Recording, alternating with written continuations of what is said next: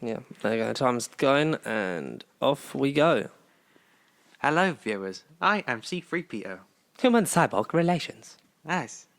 I can't remember what I was going to go with that, but yeah, hello, viewers, podcasters. Me and Connor are extremely tired right now. Very. As you might have seen from a face video we recorded. Impromptu. It was impromptu. We just thought, you know what, screw it. We nearly got 100 subscribers. There's our faces. Yeah. So hopefully this is it. It should be out soon before this episode. This. So we'll let you know about that, good sir, because we went and saw, for anyone that didn't know, Star Wars, the triple bill, up to the Last Jedi. The modern trilogy.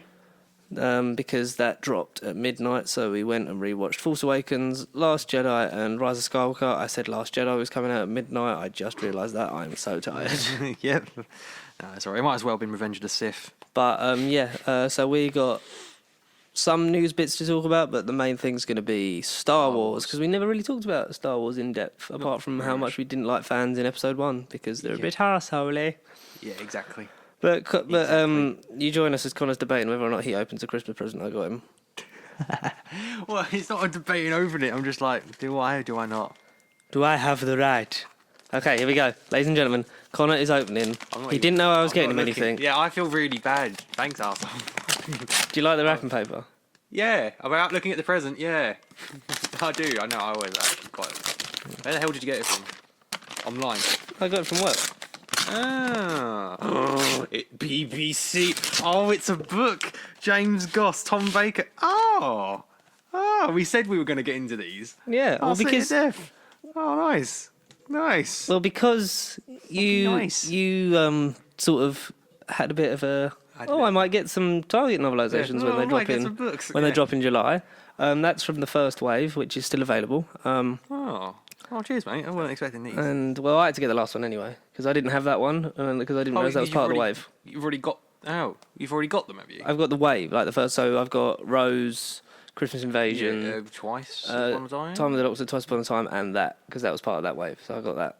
Oh, okay. Oh, thank you. No, I'm going to have to complete these now. I got you started, so... yeah, no, cool. Oh, no, thank you. No worries, man. Oh, damn. Well, what the hell do I get you back? Subscribers. Subscribers, yeah, that'll be my present. That's all I want. But yeah, so I thought, I can't even I'm trying to text and I can't even spell. Jesus, my eyes can't see straight. So... Yeah, it's only a little something to get you started on your way for next year. It's the beginning, yeah. It's a New Year's prospect. Yeah, no, cheers. I weren't expecting this. Well, you've become a bit of a bookman in 2019, haven't you? A bookman? Oh, having two books. I mean, more books. I'm really pushing it. So many books. So many books, yeah. But I like the length. This isn't a big freaking fuck off, big like 300,000 pages. How many pages is that? I haven't actually looked. From the looks of it, without reading I just ordered it and wrapped it. Okay. I was like, Tom Baker's face. 185. Connor will be happy. 185. That's if I actually sat down to read. I could read it today if I wanted to. 185. Want a crisp? Oh mate, spicy. In context, I woke up about... When did you text me? Or ring me the first time? Like half hour ago? Something like that. I've literally cut off. Been in the car, been out the car, been in the car, been out the car. Because so we got out, gone about 2:30. Yeah. Because it started at 6, and then got you home by about just gone 3. Yeah. Yeah. And then I was back at about 3:30, but then had to go out again to drop some people off. So I had about an hour nap before I went out at 6, got back at 7, and then slept until about 1 o'clock. Because the whole plan was like, we would like, whenever we get up, we'll do this. Yeah, exactly. Yeah. Because at least you've managed to get in and go to bed. I had to fucking wait. Well, the thing is, I didn't sleep for straight. I was up for like another hour. Like when you got in at 3:30, it's probably when I went to bed. I just couldn't sleep. I was listening to music. I was trying to really like get ready for bed, but then I just wouldn't switch off. But your brain was too hyped up. Very. So you can't switch off. I'm starving, so I've bought crisps. So I'm sorry if you don't like people eating in your ear. So kind of just take one whenever you want, mate. But this is part of the script, so fuck yeah. Because this is our last recorded podcast. Of the 2019. 2019, because we recorded next week's. Yeah, because we're advanced like that. We're getting more professional at this. Well, just because, like, that week's a bit hard. It is because, Christmas, Boxing Day, obviously working in between that. So it's awkward as it is. this is the last hurrah at school. Like this is the last day before the term ends. So For Judgment Day. we're just trying to be chill about it. I don't know why I said it like that. Squeaky voice did you have? Someone just you got another person to subscribe to your YouTube. I'm just gonna You're on the air. You're gonna verify. On the air, shall I check it? You're gonna verify it. 96. Way! Excellent. We're 4 away. Come on, guys. 4 away in what? How many days? 11. Yeah. Is it 11 days till the end of the year? Is it weird to think that we ended... We're going to get a bit meta now. That we ended 2018. I'm going to try and talk for a while because you're chewing. Because I can see in your eyes that you don't want the question yet. That we ended 2018 with 26 subscribers. We're now 26? We're now on 96. We've got an extra 70.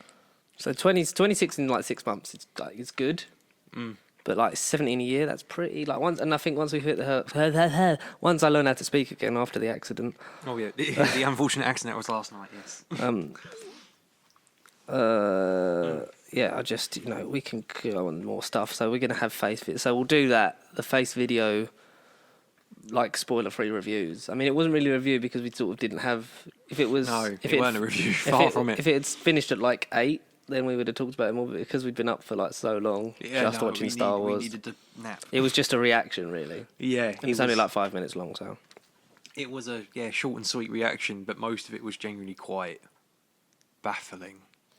Yeah, so we're going to get into that in just a second. So I'm going to see what news I do have. Just got videos of my own face now. We're going to have to do multiple takes and delete the ones we like. Yeah, okay, so this is... would you consider yourself... At home? Yes, a fan of John Wick? Oh, and very Keanu much Reeves so. in general? Very much so, yes. How do you feel about the fact that Matrix 4 and John Wick 4 open on the same day? On the same freaking day? That's like double galore. What would you see first? John Wick. John Wick. Just because, more in recent terms, it's something that's just... I like. Our thing. I know I like. Yeah. I haven't watched The Matrix in a long time. My dad liked The Matrix a lot. I think he made my granddad watch it once, and my granddad went, "No, I don't get it."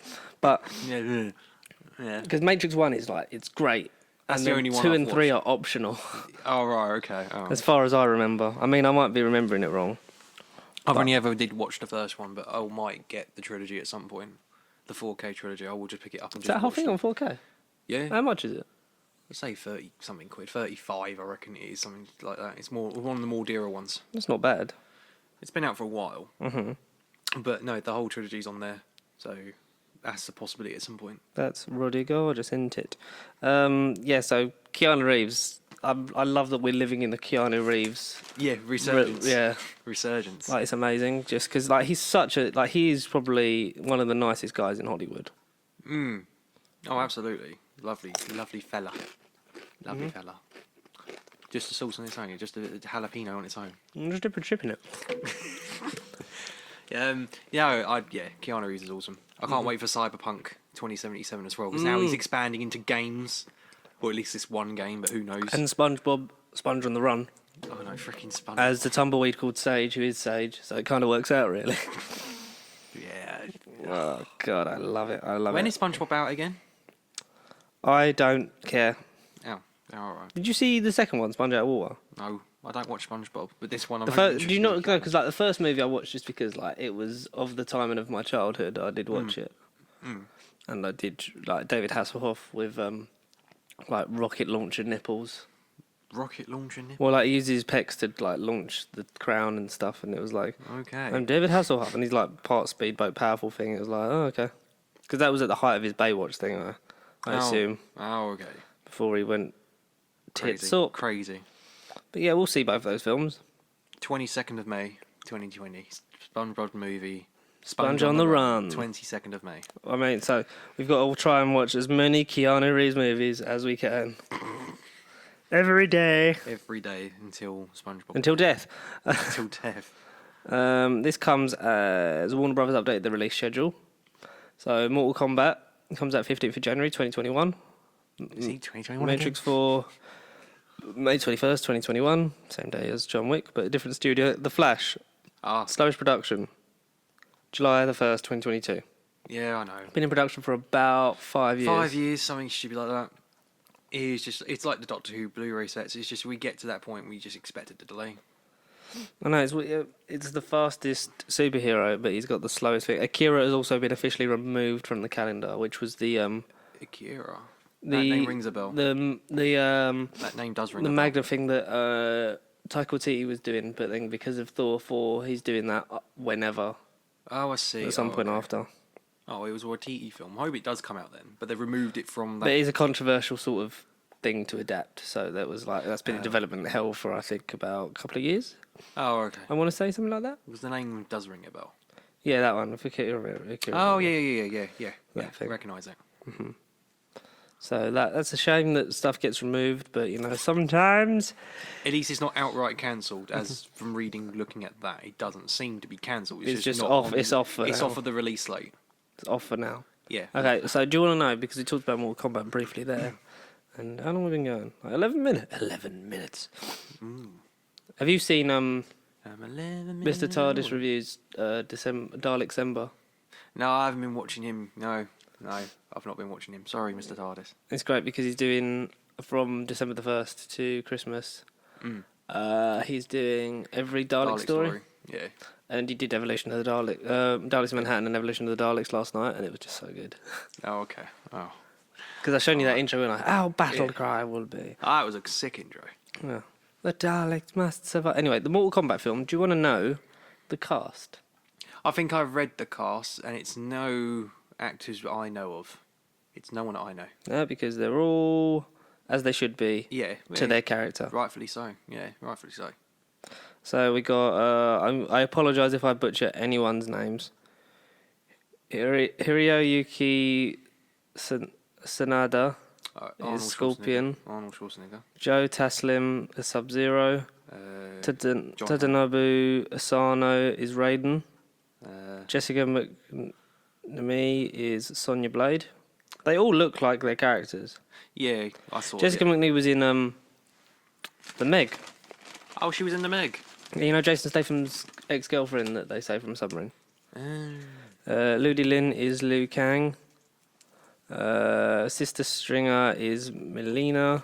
Max Huang is Kung Lao. Mikaad Brooks is Jax. Josh Lawson is Kano. Chin Han is Shang Tsung. Shang Tsung. And Louis Tan is cast in an undisclosed role. Which Mortal Kombat character do you think he is? Quan Chi. You haven't mentioned Quan Chi. No, I have not or mentioned. Shao Kahn. Or Baraka? I don't know who any of these characters are, but I'm just going to agree with you. Oh, so you've never played Mortal Kombat? I've dabbled in Mortal Kombat, I just don't know the characters' names. Oh, okay. Alright. I know Finish him. He's a good character. Finish. All of them say Finish. That's just the announcer. He's a great character. Yeah, he's my favourite. Who's playing him? Is it Brian Blessed? Ed Boon. Ed Boon. Is actually? Yeah, because you know Toasty. Do you know about Toasty? Toasty. Enlighten me about Toasty. In the old games. Well, I can't exactly remember how it came across as such, but it is in the old games. You do like a secret button combination, or it's while you're doing fatalities, or it's post match, and you get like Ed Boon, who is one of the co-creators and founders of the franchise. Mm-hmm. It's a sound gif of him, but his face used to appear in the corner. It's him going Toasty. For no reason. It's just him going Toasty. I'm going to look that up as soon as we leave. Yeah, no, Toasty is a thing, yeah. Quentin Tarantino. Oh, great fella. Says that Kill Bill Volume 3 is definitely on the cards. Oh. Does that mean that's his last film then? Because what about Star Trek then? I don't know, because he's had Star Trek developments in... Like, he's had one that's like a crazy one, and then not the fourth one to the main one, but then the fourth one's happening. Right. So basically it's going to be 5 movies. One of them's going to be... Ttarantino's might be the spin-off, he doesn't really matter. And then you. But he also said 10 films and he's done 9, so it's either... Kill Bill or Thingy. But I haven't watched Kill Bill yet, so I don't know whether it did end on a positive note or whether it ends on a cliffhanger, or like, have you seen Kill Bills 2 then? Did you know how that ends? How does that end? Briefly. I don't remember exactly how it ends. But it don't end on a cliffhanger? I don't think so, because 1 and 2 is one story. Yeah. And there is a net version where it's edited together. I think it's just she just kills David Carradine. She kills Bill. I literally think that's how it ends. She kills Bill. Oh, poor Bill. It's been a while since I watched it. It is a great movie. Really gory, and it's great. It's great. I need to do some Tarantino homework. But yeah, right. Do we need a Kill Bill for Volume 3? Not necessarily. Do we want it? Yeah, I'll have it. I'll watch it. I'm not going to say no to Kill Bill Volume 3. As long as it's, not, got weird racism in it, like Tarantino tends to do. Then we're fine. Should we talk about the corporate overlords that are Disney? We kind of have to. It's in our contract. Disney CEO Bob Iger teases the James Bond franchise is something that he wouldn't mind buying. It is one of the very few things they don't get. They might as well have it in their archive. Why does Bob Iger sound like one of those comic book demigods who casually conquers entire planets when he feels like it? I know. Oh yeah, I won't mind if I buy that one. It's quite scary. I don't want him to buy Bond. No, tone him down completely. Yeah, Bond. There'll be like no sexual exploits. Have him which is good because he's a misogynist pig. He's a player, dirty, filthy player. He invented the player term, I think. I like the look of No Time to Die. Oh, yeah. Because there's a bit more comedy in Daniel Craig's performance. Like when he says Bond, James Bond, it looks like, really? You're going to make me say it? Yeah, exactly. He feels forced. Okay. Bond, James Bond. I don't know whether to buy... Sony can't cut trailers, though. Oh, no. Half of it's the plot, half of it's a teaser. Don't know. But it's like I said to you last night, every trailer gets revealed. There's always too much in the trailer. That's why I don't tend to watch them, depending on what it is. Oh, yeah, some things, like, I didn't really watch, apart from the first teaser of Rise of Skywalker, I didn't really watch anything else. Because, something like that, it's like, there's spoilers. Yeah, I think I was right to do that, though. But I was right to do that. Because everyone can consume media how they want. If they want to ruin the story for themselves, go right ahead. That's the invitation's fine. Right there. I've got some Aquaman 2 stuff. Yep. Yeah, so Black Manta's Aquaman 2 return teased by... sorry for your name, mate. Yahya Abdul Mateen II. Right. Who plays Dr. Manhattan in the Watchmen TV series. Oh, okay. So basically, Dr. Manhattan... And Black Manta, yeah. So the guy who played Black Manta in Aquaman 1, he went on to play Dr. Manhattan in Watchmen. Have you watched that Watchmen show? Not yet. Oh my god! Is it HBO? What is it on over here? It's on Sky. It's on Sky. Yeah, but it's a HBO show. Well, Now TV. Would it be on Now TV probably? Yeah. Yeah, and the series just finished. 8 episodes. Or 9? No, 9. Thinking of Mandalorian. 9 episodes. Oh my god. Okay. It's brilliant. Do I need to watch the film first? No, because it's a sequel to the comic. Do I need to read the comic?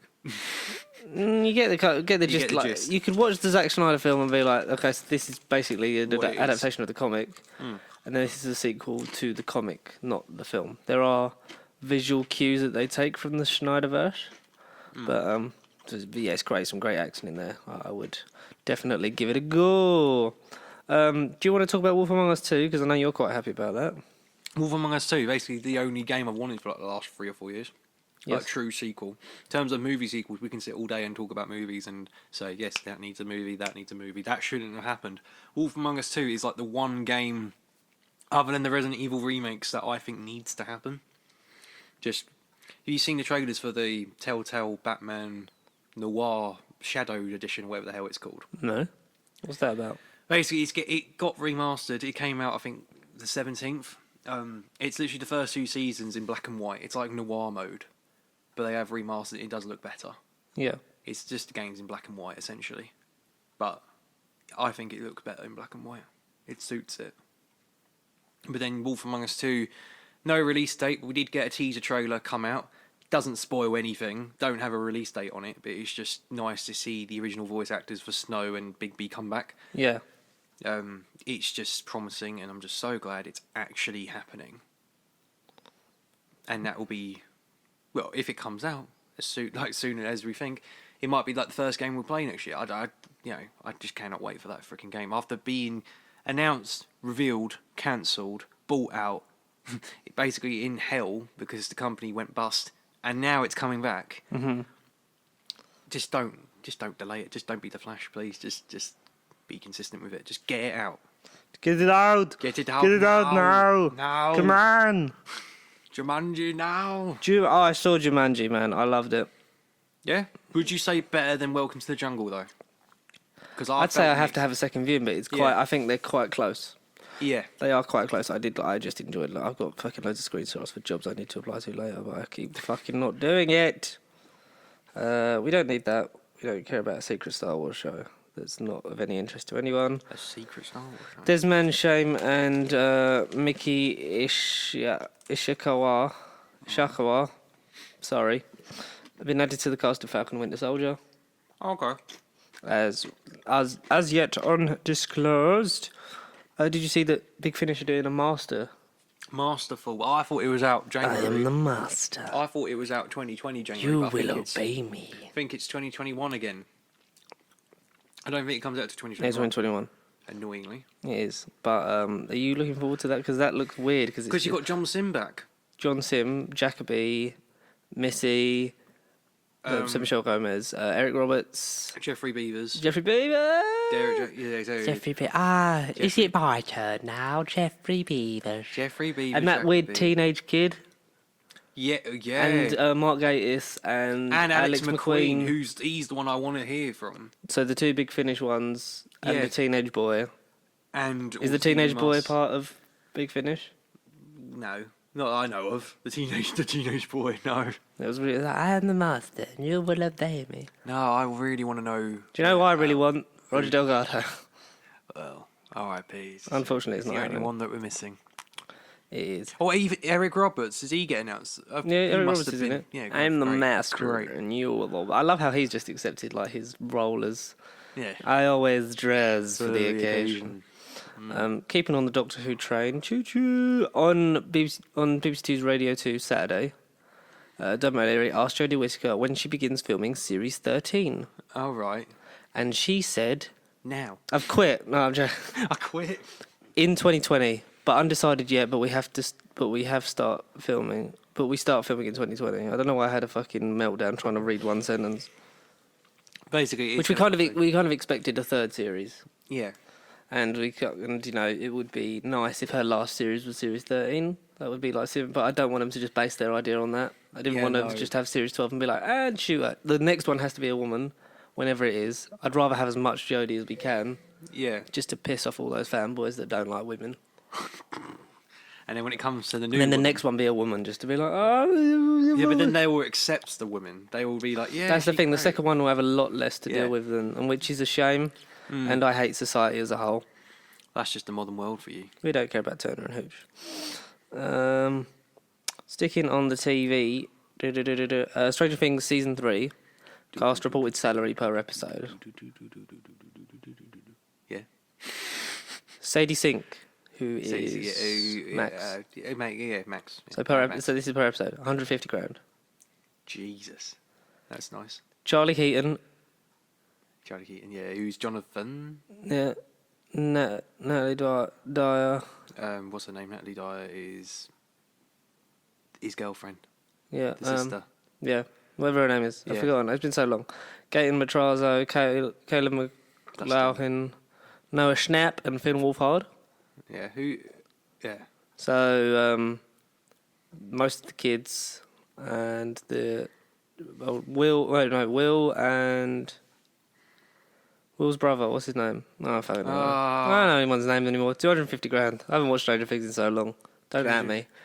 And then Millie Bobby Brown, Winona Ryder, and David Harbour, 350 grand an episode. Bloody hell, per episode. So for a 15-year-old to be on that much money per week, or episode really, but yeah. Oh, bloody hell. She's alright for some, innit? That is a lot of moonies, which is, hope she doesn't spend it all on what do kids spend their money on nowadays? Drugs. Watches, phones. And drugs? And drugs, yeah. Drug watches. Drug watches, that's the next trend. Drugs watches. No, drugs are bad, don't do them. Doctor Strange to return in WandaVision Disney Plus series finale. Because we know that story leads in Loki and WandaVision tie into Doctor Strange, we know this. So having Doctor Strange come in and be like, it'd be fun if he just turned and went, "So I'll go into shit." Yeah, he just came in and went, reality's causing a hole. Wibbly wobbly, timey wimey stuff. There's an alternate universe where Benedict Cumberbatch was the Doctor and we were all happy. That's all everyone wanted. It was like, I want Benedict Cumberbatch or Ben Whishaw. Yeah, Ben Whishaw. I wanted Robert Sheehan at some point, from Irish guy from Misfits. Oh, no. Turns out I'm immortal. Yeah, but Doctor Strange, do it. Put him in it. Because Kevin Feige has come out and said that nothing really linked into the continuity, even though it's sort of, they all lined up, but because they weren't under the same banner, they're not part of it, so now they will be, which is a shame, and basically means that everyone's getting recast in the Defenders. Probably apart from Charlie Daredevil and Jessica Jones. Yeah. But I love Mike Coulter, and give Finn Jones a good script. Give him a chance. Give him a proper chance. And hopefully John Bernthal returns as Punisher. Yeah, he has to. He absolutely needs to. Guardians of the Galaxy 3 script is best in the trilogy, says Karen Gillan. Which is quite good because it kind of needs to be. We were saying yesterday about, like, because obviously went to the triple bill, that, like if there's one for Guardians, we should do it. But it's like, that's so jarring if you go through. I mean Star Wars is the definition. We'll get into some fucking jarring trilogies. Star Wars is the definition. But when you look at 1 and 2 are what, 6 months after each other. Yeah, in continuity wise, yeah. I say remember with the but last two. But then when you get 3 after 2, there's going to be a big jump. Yeah, because a lot has gone down in that gap. Because I think that sort of is meant to take place in 2014 as well. So now we're like 9 years later. Yeah. No, 10 years later. 2024? I don't know what year it is in the Marvel Universe anymore. No. It's like about 10 years. Yeah. And you've had people die, come back in different timelines. And... Nah, but we'll go to that. 2022, what release date is it on? 2022? 2022 at the earliest, because 2021 is when Suicide Squad finishes. So I can assume... So give us episode 352, we'll do the triple bill and we'll cover it. If it's in episode 352, you have to, like, do the lottery. Mate. Do you want to see Camille Nanjiani, his body? Because he's been doing his workout ready for Eternals. He's ripped. Stu Butt is ripped. I know. For the Eternals, which we kind of expected, but like, it's nice when they take someone who isn't known for being like a typical leading man and just like, and now he's chiseled with that. He's reinvented. They made fat Chris Pratt ripped. I mean, which is unfortunate before his, his unfortunate affiliations with a homophobic church. But we'll ignore that because you're here for escapism and happiness.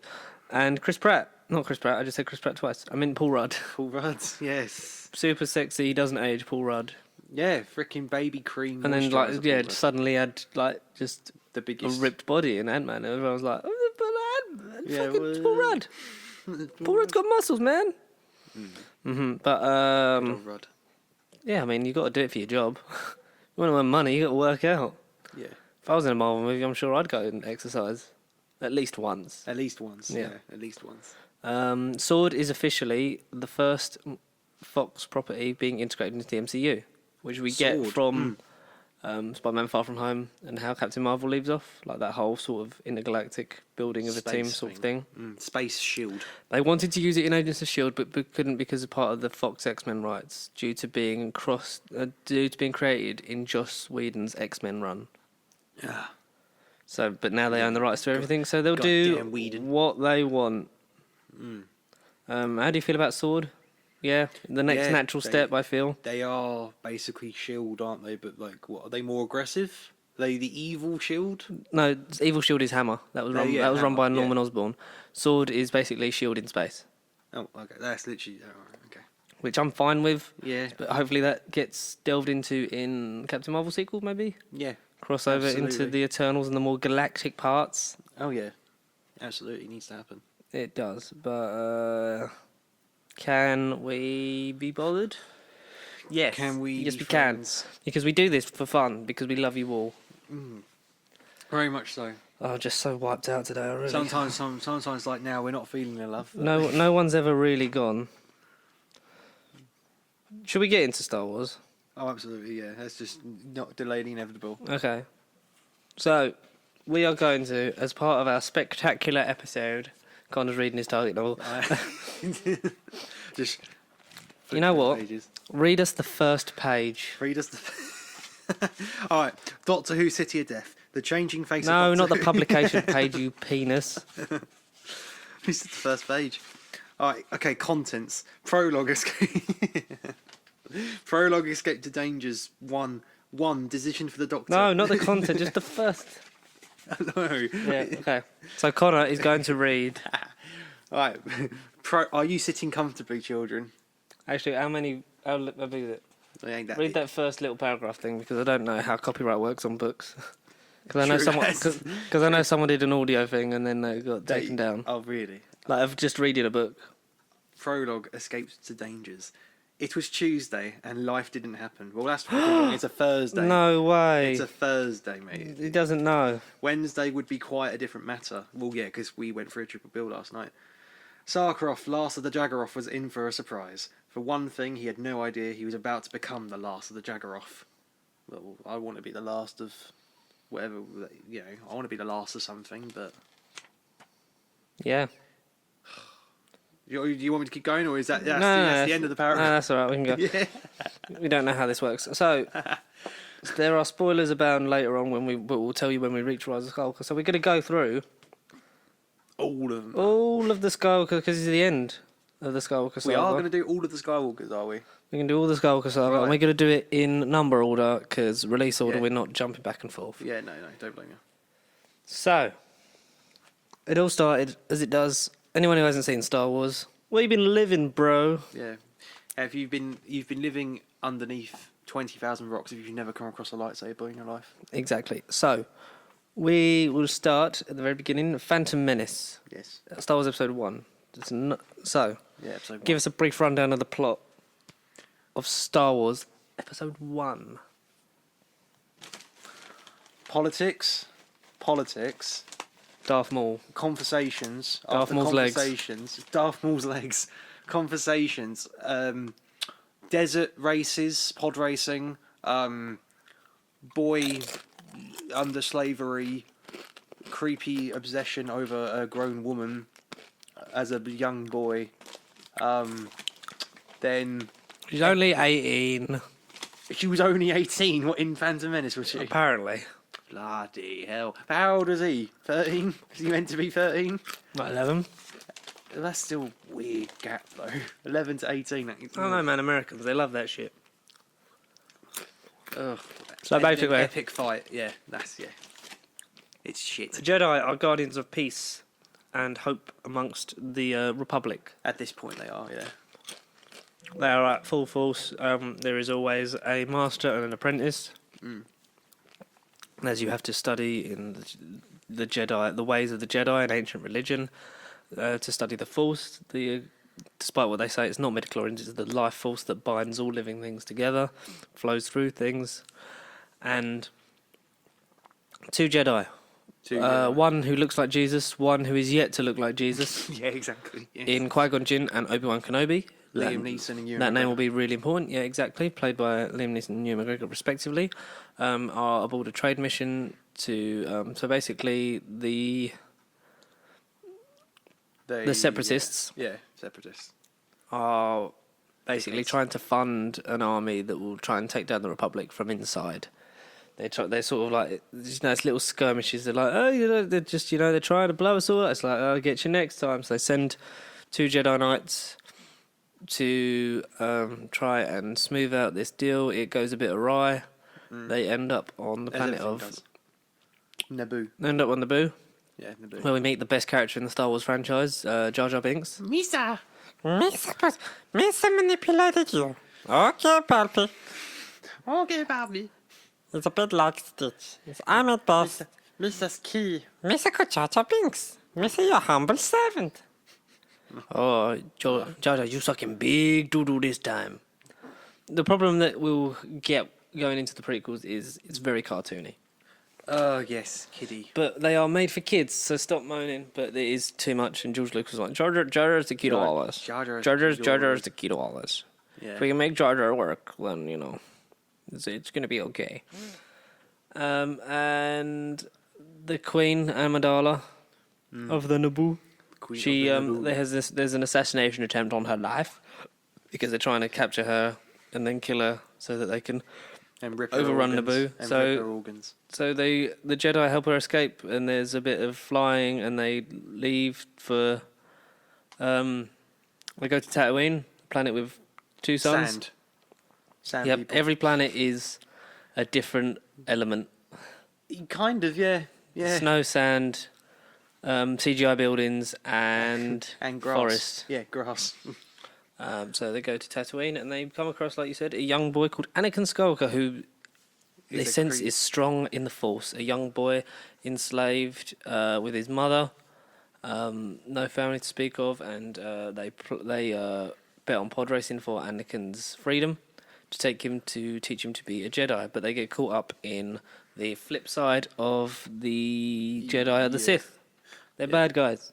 They got red lightsabers. Lightsabers are laser swords that they have to forge. cut through things. They forge their own, very much like samurai. They have to forge their own weapon as part of their training and journey to being a Jedi elite Master or warrior. a Sith Lord. An elite warrior. And there are never any more than two Sith. There's a master. Yeah, at a time. A master. Only two. There are. No Master. more. No less. Master A and master. apprentice. Well, which was killed? The master or the apprentice? It was the apprentice that was killed. Spoilers. So there's Darth Sidious, a cloaked figure who you will recognise if you watch it in the order they came out, because 4, 5, and 6 come out, and then 1, 2, 3, and it was like, it's the evil guy. Yeah, the evil And guy. the coolest Sith character that they should have had to be the villain for the whole trilogy, Oh, definitely. Darth Maul, Oh, absolutely. played in body by Ray Park and in dubbed voiceover by Peter Serafinowicz. Yeah. At last we have our revenge. At last we have our revenge.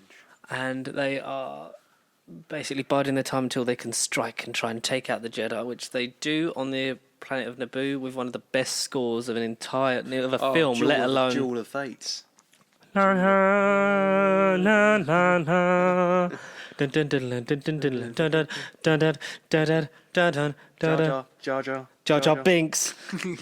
Jar Jar. But, yeah, so it culminates in a fight between a double-sided lightsaber, which is so cool, of Darth Maul, And it hadn't been done at that time. and Obi-Wan Kenobi and Qui-Gon Jinn taking him on.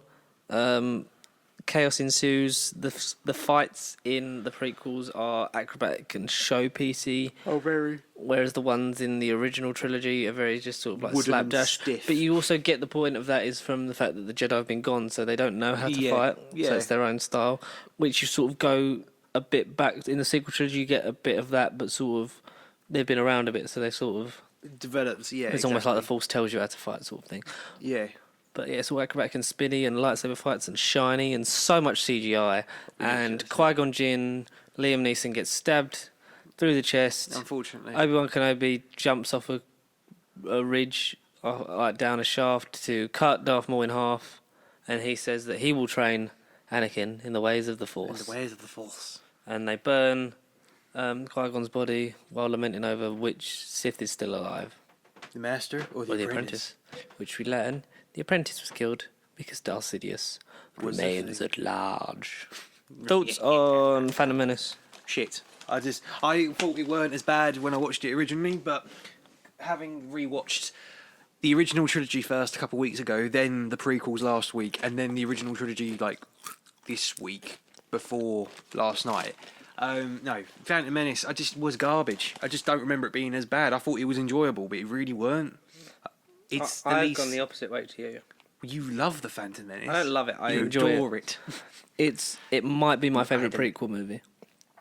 Hold the front door. What? You are having a laugh. Even though, Them chilies are getting to you, mate. You're alright.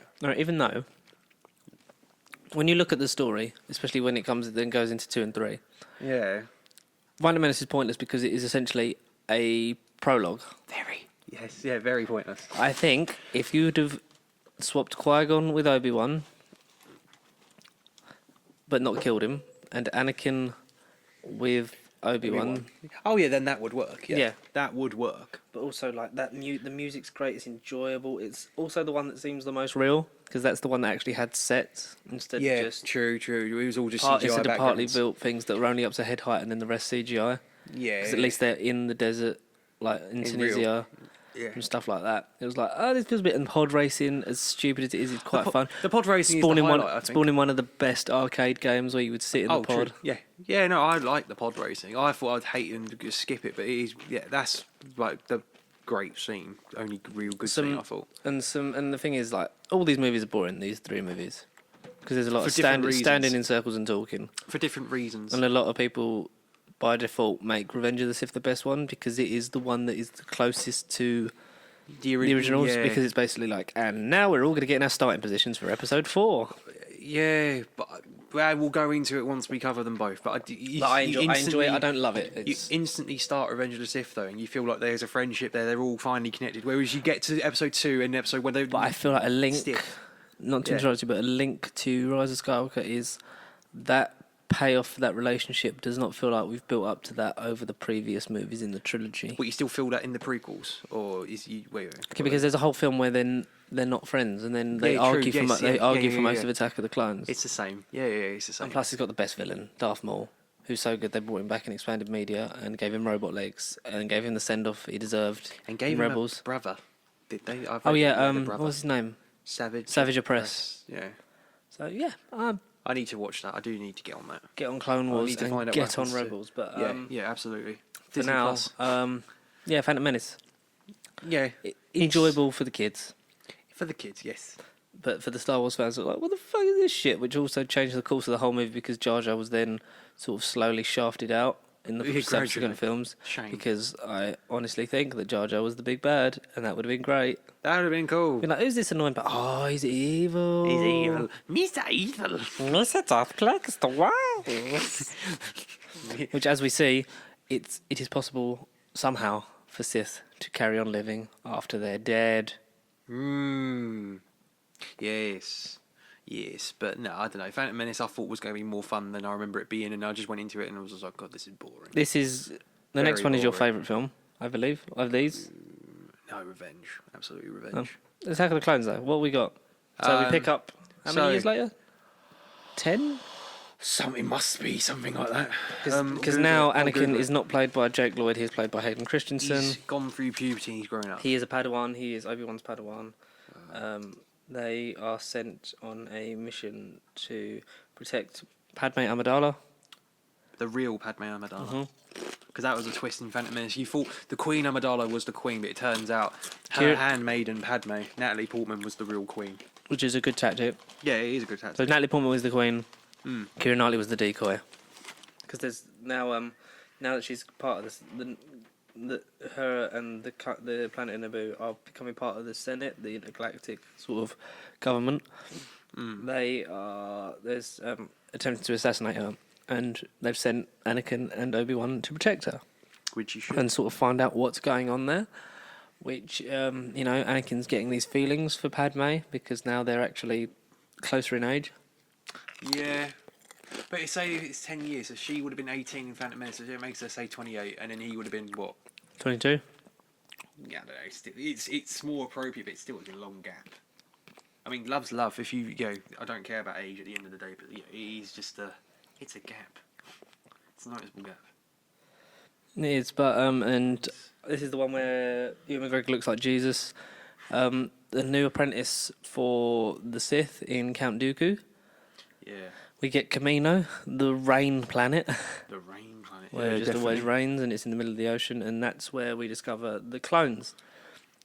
They issued the order of a clone army. We don't know who by until the third film, and so that's sort of with the birth of the stormtroopers that maybe will come into play later on. So it's an army cloned from Jango Fett, who's a bounty hunter. It's 10 years. Yeah, it's 10 years. Cool. Yeah, 10 years. 32 BBY, and this is 22 BBY, so 10 Can you years. Google who the guys that plays Jango Fett? Django Fett. Because they clone from him and create an army of clone troopers for the Republic because they're gearing up for the Clone Wars because the Separatists are... Tamura Morrison. Tamura Morrison. He is the voice and CGI face of all of the Clones. clones. And Aquaman's dad. Yeah, and Aquaman's dad, yes. But that's a story for another day. So, after discovering this, the Republic takes the clone army and starts the war on Of the clones. what's it? Geonosis. What? Geno- Yeah, Geonosis. Geonosis. Because there's this weird arena where, and we see more of Mace Windu, who's played by Samuel Samuel L. Jackson. Jackson, who was just sort of there in the Jedi Council. Oh, yeah. But he's a big badass with the purple lightsaber, Mm. and I just love Samuel L. Jackson. He does one of the coolest kills, though.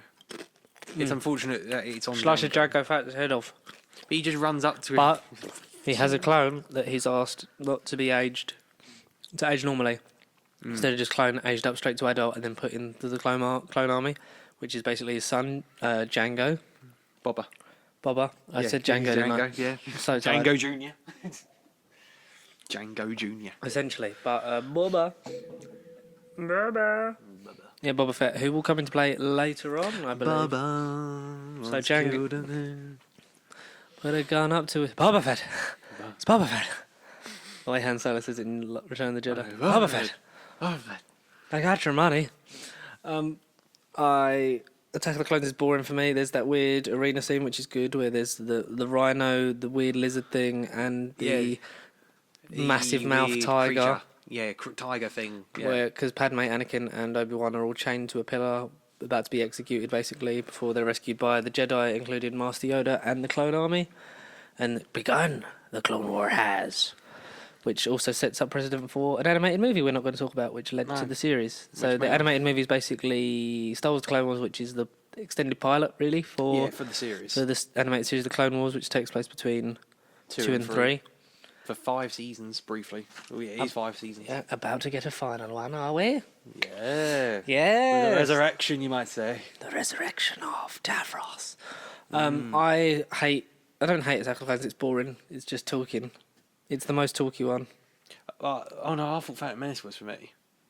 Attack feels like it's more. But you don't have that slightly. culmination. You don't have that great score. You just have Christopher Lee playing the new apprentice Count Dooku, who cuts Anakin's arm off. I like him though. He hurts Ewan McGregor's knee. Not in the film, just in real life. Yeah. Yeah, no, I don't know. I enjoyed Attack of the Clones. And it's so like you get the first Obi-Wan use in a while of the mind trick. The mind trick. You don't want to sell me death sticks. I don't want to sell you death sticks. You want to go home and rethink your life. I want to go home and rethink my life. It was a bounty hunter called the shapeshifted bounty hunter that doesn't shapeshift. She wears a mask. Sam Weasel Vessel. Yeah, Zam with a Z. Yeah. Sam with a Z. Wears a mask and doesn't use her shapeshifting powers. Strange, really. Bit bizarre. The only good thing about the prequels for me is Ewan McGregor. He's the most consistent thing of it. By far. And he only grows with each film. Yeah, no, Ewan McGregor is the boss. Which He's is a the good thing main- that he's coming back. The main man. But yes, so we'll wrap up this prequel trilogy with Revenge of the Sith, Episode 3. The Clone Wars rages on, reaches its culmination. General Grievous has now become sort of the figurehead of the Clone Wars. He's a droid with some organs. Yeah, some organs. And he coughs a lot. And the Anakin and Obi-Wan are sent to rescue Chancellor Palpatine, Yeah. who is been in the background since Episode 1, who's Literally just talks. becoming a high-ranking politician in the council, Republic, yeah. in the Republic Council, and being granted more emergency powers in the war. So Because he's isn't able he now Supreme Chancellor? Or Yeah, is he in Supreme Attack of the Chancellor Clones, Palpatine, he yeah. got given Supreme Chancellor, yeah. and he's been captured on board this ship. And it's this. I love the opening set piece of Revenge of the Sith. Yeah, beautiful. Where they go and rescue Palpatine. That's a nice little aerial thing. And we haven't talked about R2-D2 and C-3PO. Well, barely. Yeah. The sidekicks no. that will become more prominent in... That's the thing I liked in Phantom Menace. I like the origin of 3PO. I like the fact that he was just literally I think that's a bit... You forced. Yeah, I think it's a bit small universe, isn't it? It's like, oh, Anakin built C3... C-3PO is a protocol droid who translates languages. R2-D2 is an astromech who repairs ships. Yeah.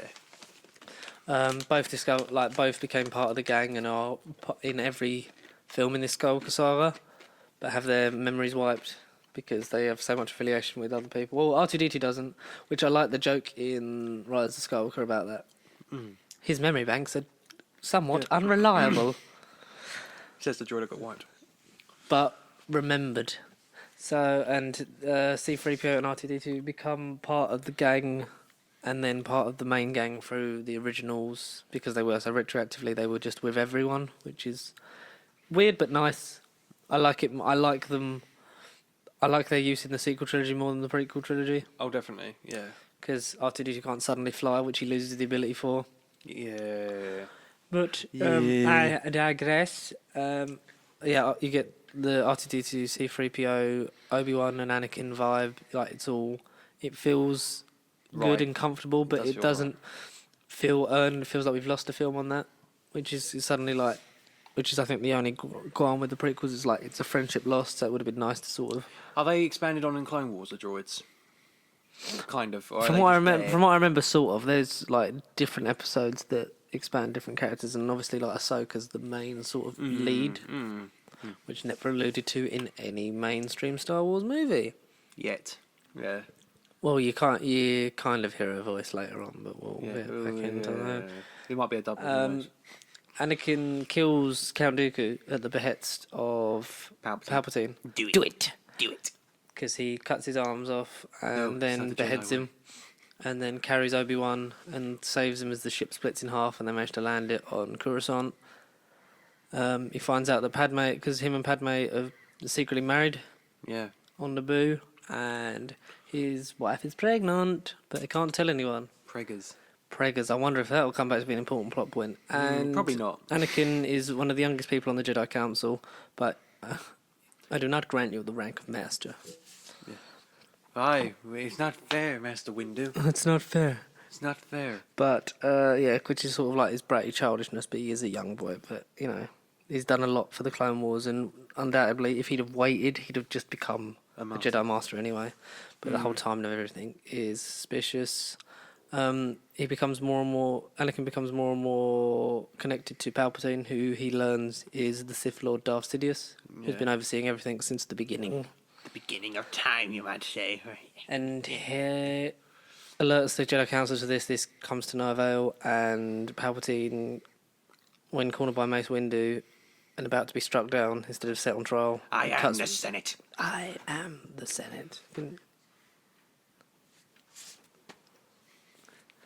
Yeah, it's about to be struck down without a trial. Yeah, because if he'd have gone on trial, he's too dangerous to be kept alive. Gets his arm cut off, and then Mace Windu gets thrown out of a building, electrocuted. Poor sod. What have I done? Which completes Anakin's turn to the dark side as Darth Vader. The Force is strong with you. That is the weird thing about Ian McDermott's voice. It goes all over the place in the prequels. It does, and you haven't seen the Robot Chicken yet, have you? Because there's No, of course I he does that with like a lot of Force lightning went back into your face. Oh, if you'd have made up your mind 5 seconds earlier, we could have ruled the galaxy, and maybe I could have gotten laid one more time before I died. Oh, okay. I like where this is going. I like what it is. So as Anakin completes his turn to the dark side, Obi-Wan, like oblivious to this, is off-world trying to fight fires in the Clone Wars, essentially, and try and gather like remaining systems to try and take down Grievous, which he does in one of the cringiest written fight scenes in Star Wars. Hello Kenobi. there. Hello there. I can't do his voice now. General Kenobi. General His CGI'd voice. Kenobi. Hello there. Yeah, but I like the zoom in on the eyes, and he just, I don't think so. Force pushes him, and then he discovers General Grievous' true weakness, being shot in the heart. What's a... Robots have feelings But too. I do like the line when he like throws the gun, just goes, so uncivilized. Yes. Because this is the point where he is lining up to what he will look like in the original New trilogy Hope, as Alec yeah. Guinness, which I think the lineup's quite good. Yeah. You see him becoming more and more like that, and even though he is an aged Jedi, but Ewan McGregor doesn't age, he's just a beautiful ageless man. He's another Paul Rudd. They've got secret baby lotion moisturising cream. They have a bath of their victims and they drain their souls. Lazarus Pit. It might be the false souls of people that they use to create one. Oh God. Four souls. Yes, so we do that. That's a thing. And the conflict then reaches a climax when Obi-Wan discovers that Anakin has turned to the dark side, tries to tell Padme about this. But Padme flies to... because he sees a record of him killing children, which is a bit of a... Mr. Skywalker, there are too many of them. What are we going to do? What are we going to do? Because it turns out the clone army was it was secretly done by Palpatine, and they have execute Order 66, which is to Program, kill yeah. all Jedi and everyone that opposes them to make the Jedi seem they're trying to overthrow the Republic and to give full empire-like power to Palpatine. Hence, the Galactic Empire was born. Yeah, the first Galactic Empire. And this is how as he democracy sends dies. Anakin, they send Anakin to kill last remaining separatist people and Jedi and stuff, and Good old Newt Gunray. and Obi-Wan learns of this, sneaks aboard Padme's ship as she flies to the lava planet Mustafar to try and have one final showdown, because Padme's trying to convince him, this isn't you. This isn't like her husband. Like she's heavily pregnant. I fall in love with. You're breaking my heart, liar! You've brought him here against me. You brought him here to kill me. Because obviously she didn't know Obi-Wan was on the ship. Let her go, Anakin. Let her go. Let her go.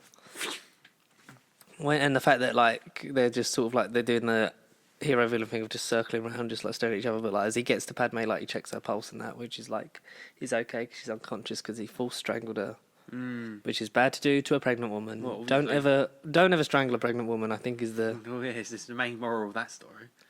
Yes. You're breaking my heart. Yeah. You turned her against me. You have done that yourself. You want to take her from me? Your anger and your lust for power have already done that. You've allowed this Dark Lord to twist your mind until now. Now you'll become the very thing you swore to destroy. You were the chosen one.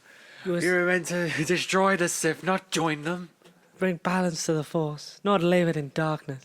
But I like when he because it's basically just you see that Anakin's just gone because he does all this because he has visions that Padme's going to die during childbirth, and Palpatine says some Sith found the power to cheat death. Ever heard Stop the story loved of Darth Plagueis the Wise? Stop their loved ones from dying, which Anakin then is the reason why he does all that and why he just turns and just succumbs to the evil that is within him, because he is a powerful, powerful Jedi.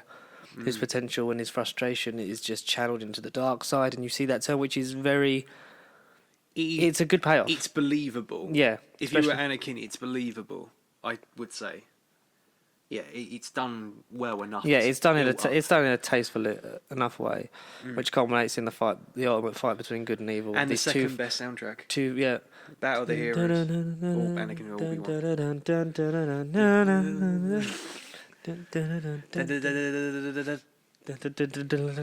Obi-Wan. My allegiance is to, and he's trying to if you're not with me, then you're my enemy. Only a Sith deals in absolutes. Yeah. I will do what I must. You will try. But when he trying to convince Obi-Wan, because it's his friend that you can tell he doesn't want to hurt, but he believes that he could just wipe out. And my allegiance is to the Republic, to democracy.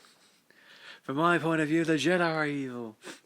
Well, then you are lost. Yeah, I know. Which didn't help. I wish that whole fight scene was not intercut with other scenes of things. Yeah, exactly. The fact that it cuts away, but it's it goes through all the thing. They smash the shields, which takes them down. Which then, when they go out onto that balcony bit, the lava falls, and then that comes, and then they're on the lava river, which all culminates in, "It's over, Anakin. I have the high ground." You could do the Anakin line if you want. You underestimate my power. Don't try it.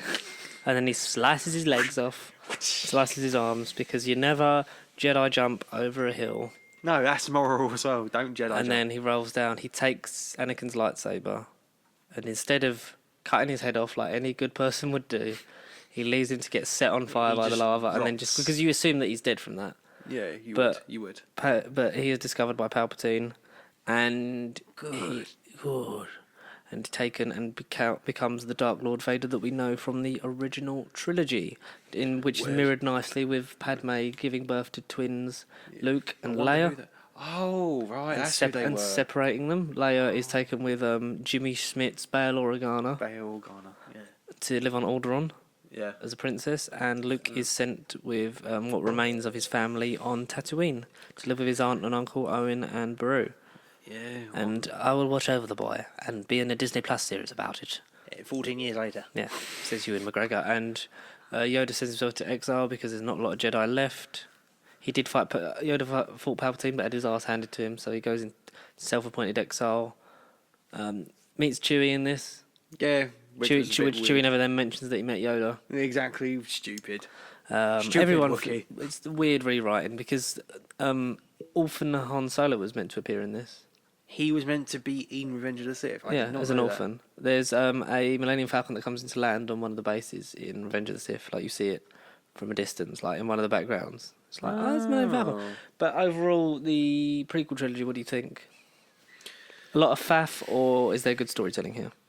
Faff for the most part, but I think the question is, I know we're jumping ahead to this modern trilogy, but what would you say is the prequel? Are the prequels better than this modern trilogy as a trilogy? For me, it goes in terms of best to worst trilogies. It's original, sequel, prequel. Original sequel, yeah, okay, yeah. But I like all of them. Oh yeah. I don't love all of them. No. There's very few films I love. Like we said before, like just the build up and the storytelling is quite mundane for a lot of the prequel trilogy. It's a lot of standing around talking in a circle. So It is. I don't know. It's an experience. It's if you're a Star Wars fan, you have to go through. it's it the only Star Wars once. we got. It was our generation. It was starting for our generation because that's what I You grew up on. grew up on. But I'd already seen the originals because my dad's a massive Star. So it was a thing that connected the generations, shall we say? And then we get another generation connection with the sequels, sequel which we'll stuff. get into a little bit later on. So overall, yeah, like okay, like there's this. Like, it looks great. The spectacle's nice, but it's a Revenge of bit. the Sith, especially. There's some great scores. John Williams scores all 9 Star Wars movies, and as creator of some of the best themes. Ever. He's starting, and it's nice. It sounds nice. It looks nice. The dialogue's crap. George Lucas shouldn't direct all of them. There, definitely we not. said it. Yeah. Yeah, that's one trilogy done. Only 6 more to go. Okay, so the originals, you might say, come out. Yeah, the So coming out in 1977, 1980, and 1983, respectively. The original Star Wars films, Episode 4, 5, and 6, which were later titled that. In But- 81. I think Yeah. it got the subtitle A New Hope. Yeah, and then but they became like Episodes. They became like because it comes up because every Star Wars film starts with the Opening. do and the Star Wars theme and then the crawl, which is basically I like it because it's a brief sum up of the bit of the expedition heavy bits of the plot. Like it's the Yeah. briefest sum up of that, and then you go into that thinking, right, I know this, and then the rest fills in the blanks, which is a nice way to do it. It's a bit lazy for modern filmmakers, but I get it. It's shorthand because you want to get to the spacey wacy stuff. So we start off with a ship outrunning a Imperial cruiser because now the Empire is at full strength. Darth Vader is the right-hand man of the Emperor. Yeah. And there are plans for their space station, which we saw being built at the end of Revenge of the Sith, the Death Star. A giant planetoid sized machine that is capable of killing whole planets at once, which they test on the Princess Leia's home planet of Alderaan, because Princess Leia, unbeknownst that she's fighting against her father, Anakin Skywalker, has been working with the rebels to steal plans for the Death Star to bring it down because there is a weakness in one of the exhaust ports. Yeah. Good old exhaust You are ports. part of the Rebel Alliance and a traitor. Take it away. But Anakin has no idea because he knows Padme's dead, but he doesn't know his kids were born.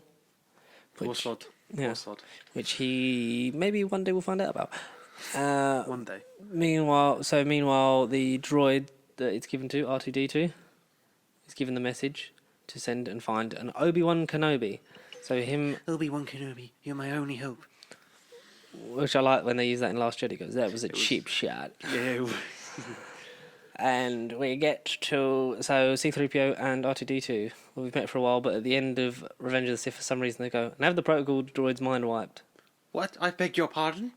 What? Sorry. But R2D2's memory isn't wiped, which. So if he remembers Luke's dad, why does he not say anything? So he didn't get wiped. R2D2 didn't get wiped. R2 didn't get. C-3PO did. Yeah, C-3PO did, but Human stupid cyborg protocol relation. droid. So they get in an escape pod, travel down to the desert planet of Tatooine, where they run into Luke Skywalker, and say that they are looking for an Obi-Wan Kenobi because there's an important message from him from Princess Leia of Alderaan. Oh, you mean old Ben Kenobi? Yeah, I haven't heard the name Obi-Wan in a very long time. Alec Guinness now did originally, but in terms of continuity, Yeah. is now the old withered Obi-Wan Kenobi living in retired. exile, watching Hermit. over Luke Skywalker, Yeah. as he has for some time. But Luke is now a young man, and he's sort of coming towards the end of his life and starts to tell him about, the Jedi Knights of old and the Republic, and, his father, was a great friend of his, but Darth Vader killed him. and murdered your father. Darth Vader. And he gives him his dad's original lightsaber because he stole that, which is that's why, because he What a had to thief. have it, and and adventures start because the Empire are sending their now stormtroopers, no longer clone troopers. Yeah. They've kept the clone army, given them different armor, and they're using them as basically their military outlet. Military force. Yeah. And they've sent them to look for the droids because R2-D2 has the message that he delivers to Obi-Wan Kenobi. The "Help me, Obi-Wan Kenobi, you're my only hope." These plans must be delivered to the rebellion, where they meet a smuggler in a space bar called Han Solo, who, if you ignore the events of it's not Solo, Lando. his name is fine. Yes. Han, what's your name? Solo. Stupidest part of that movie. Yeah. It's the only thing I don't like physically don't like. As I well. can't remember it. I only saw it in the cinema. Han. Because I can't remember how he got the name. But he literally Solo. He literally just says it. Yeah, It was only last year, Solo. Yeah, I know. 2016 was Rogue One, wasn't Yeah. it? Yeah, we're not going to touch on Rogue One because Rogue One is basically a anthology movie set between episode 3 and 4, where you see them getting the plans to the Death Star, That's it. and that suicide It mission, sets up this- which yeah. which then ends right as New Hope Right at the beginning. starts. Yeah.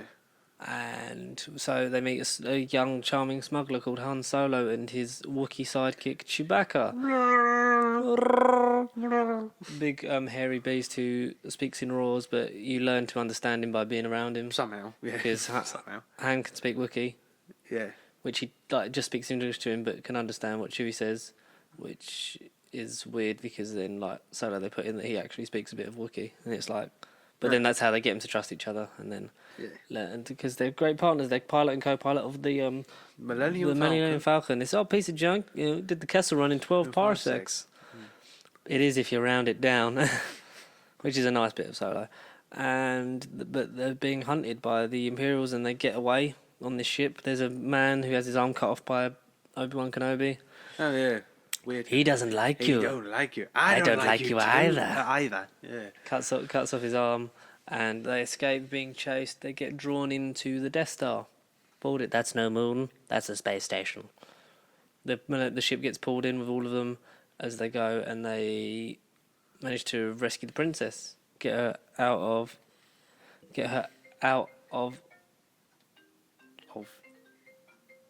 I mean, that's gonna That's fucking just- annoy me. That's a bit rude. That's yeah. They get pulled. Yeah, they get. So while they're stuck there, Obi-Wan goes to disable the shield so that the ship can escape.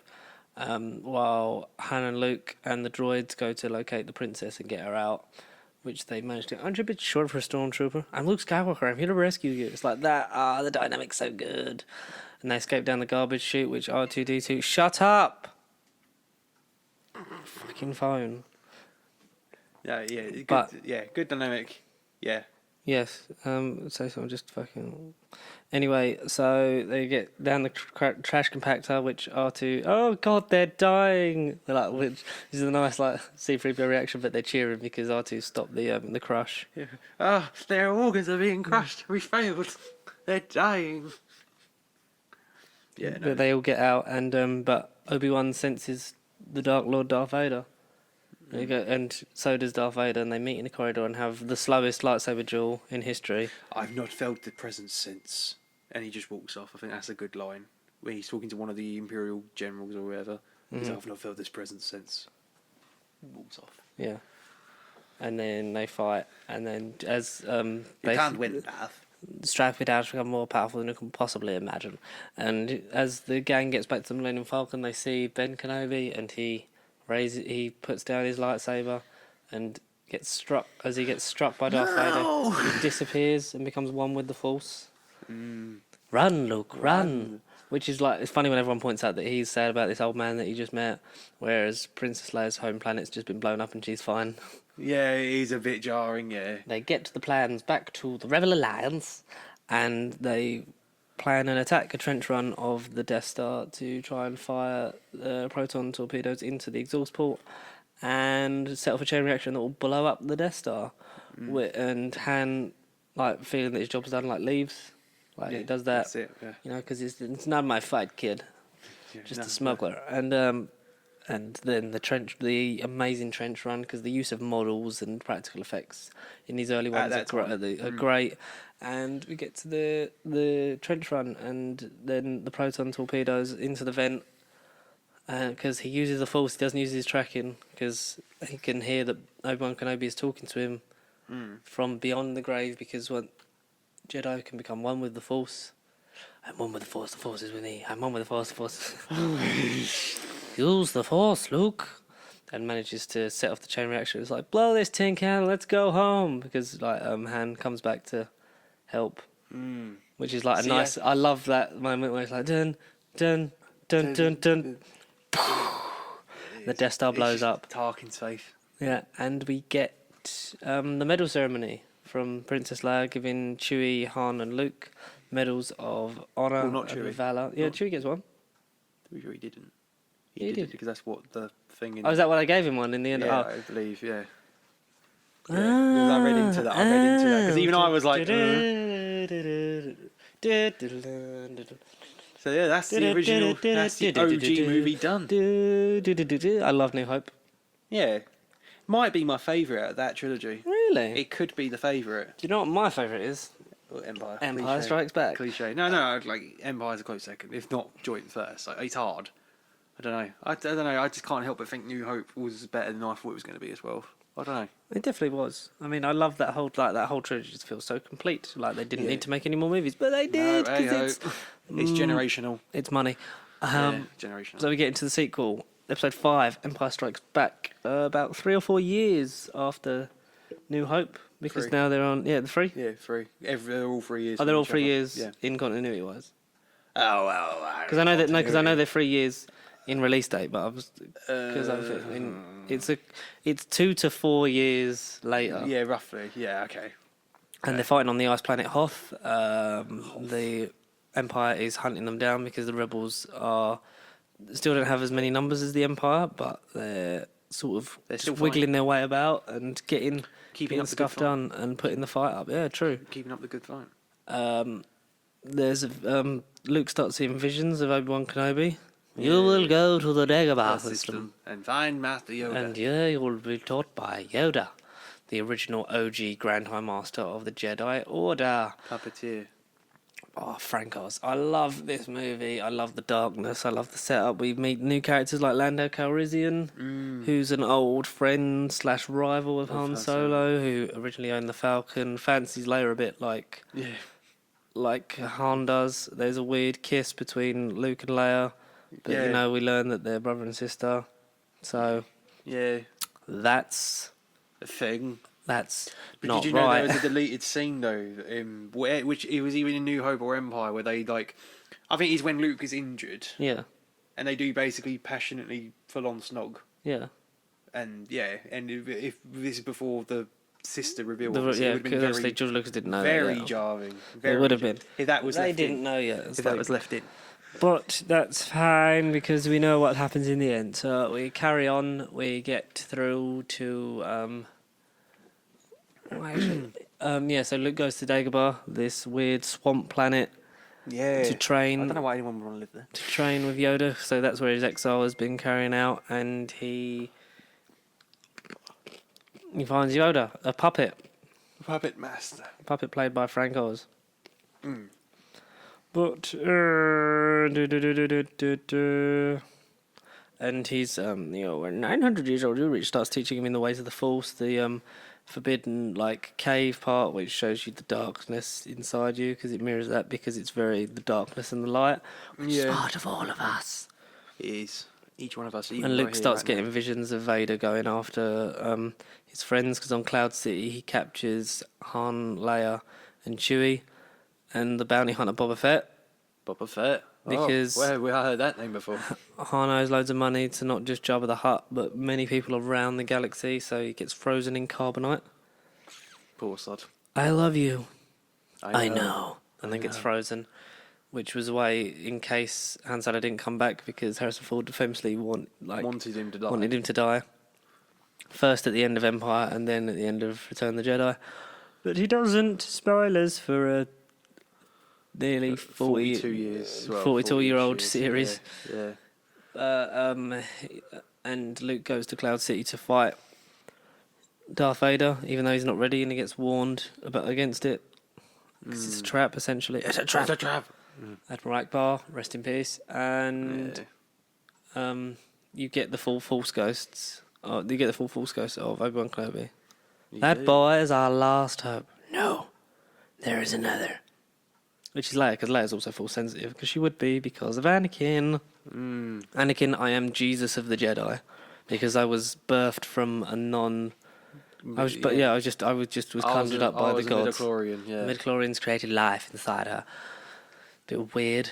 In the fight, which results in Luke Skywalker losing a hand and becoming one of the most influential scenes and famous scenes in cinematic history. Movie ending, yeah.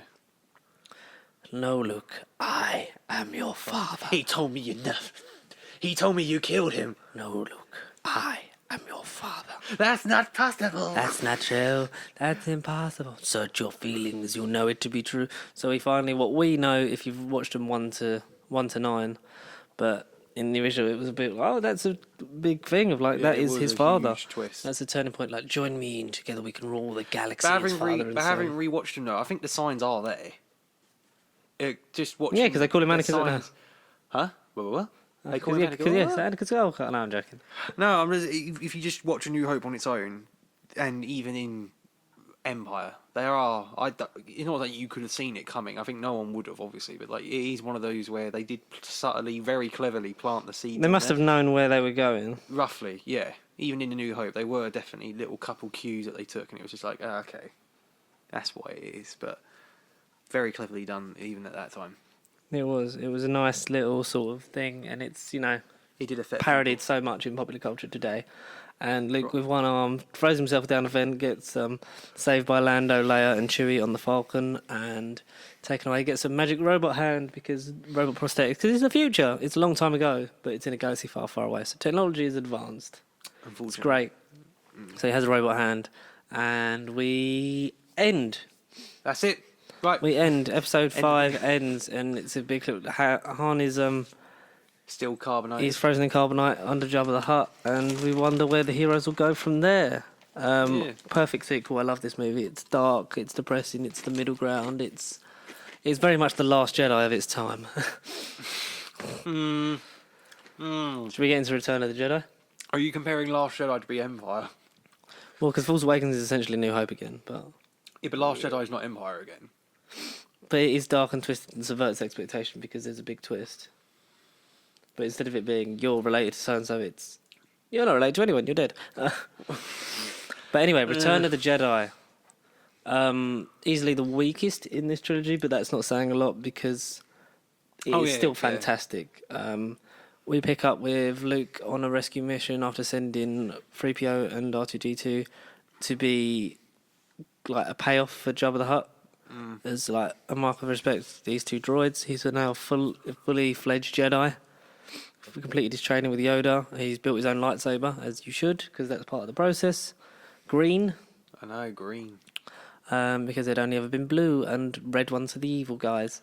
And we're still reeling at the fact of Darth Vader being his father. He knows that, that I see the good in you, father.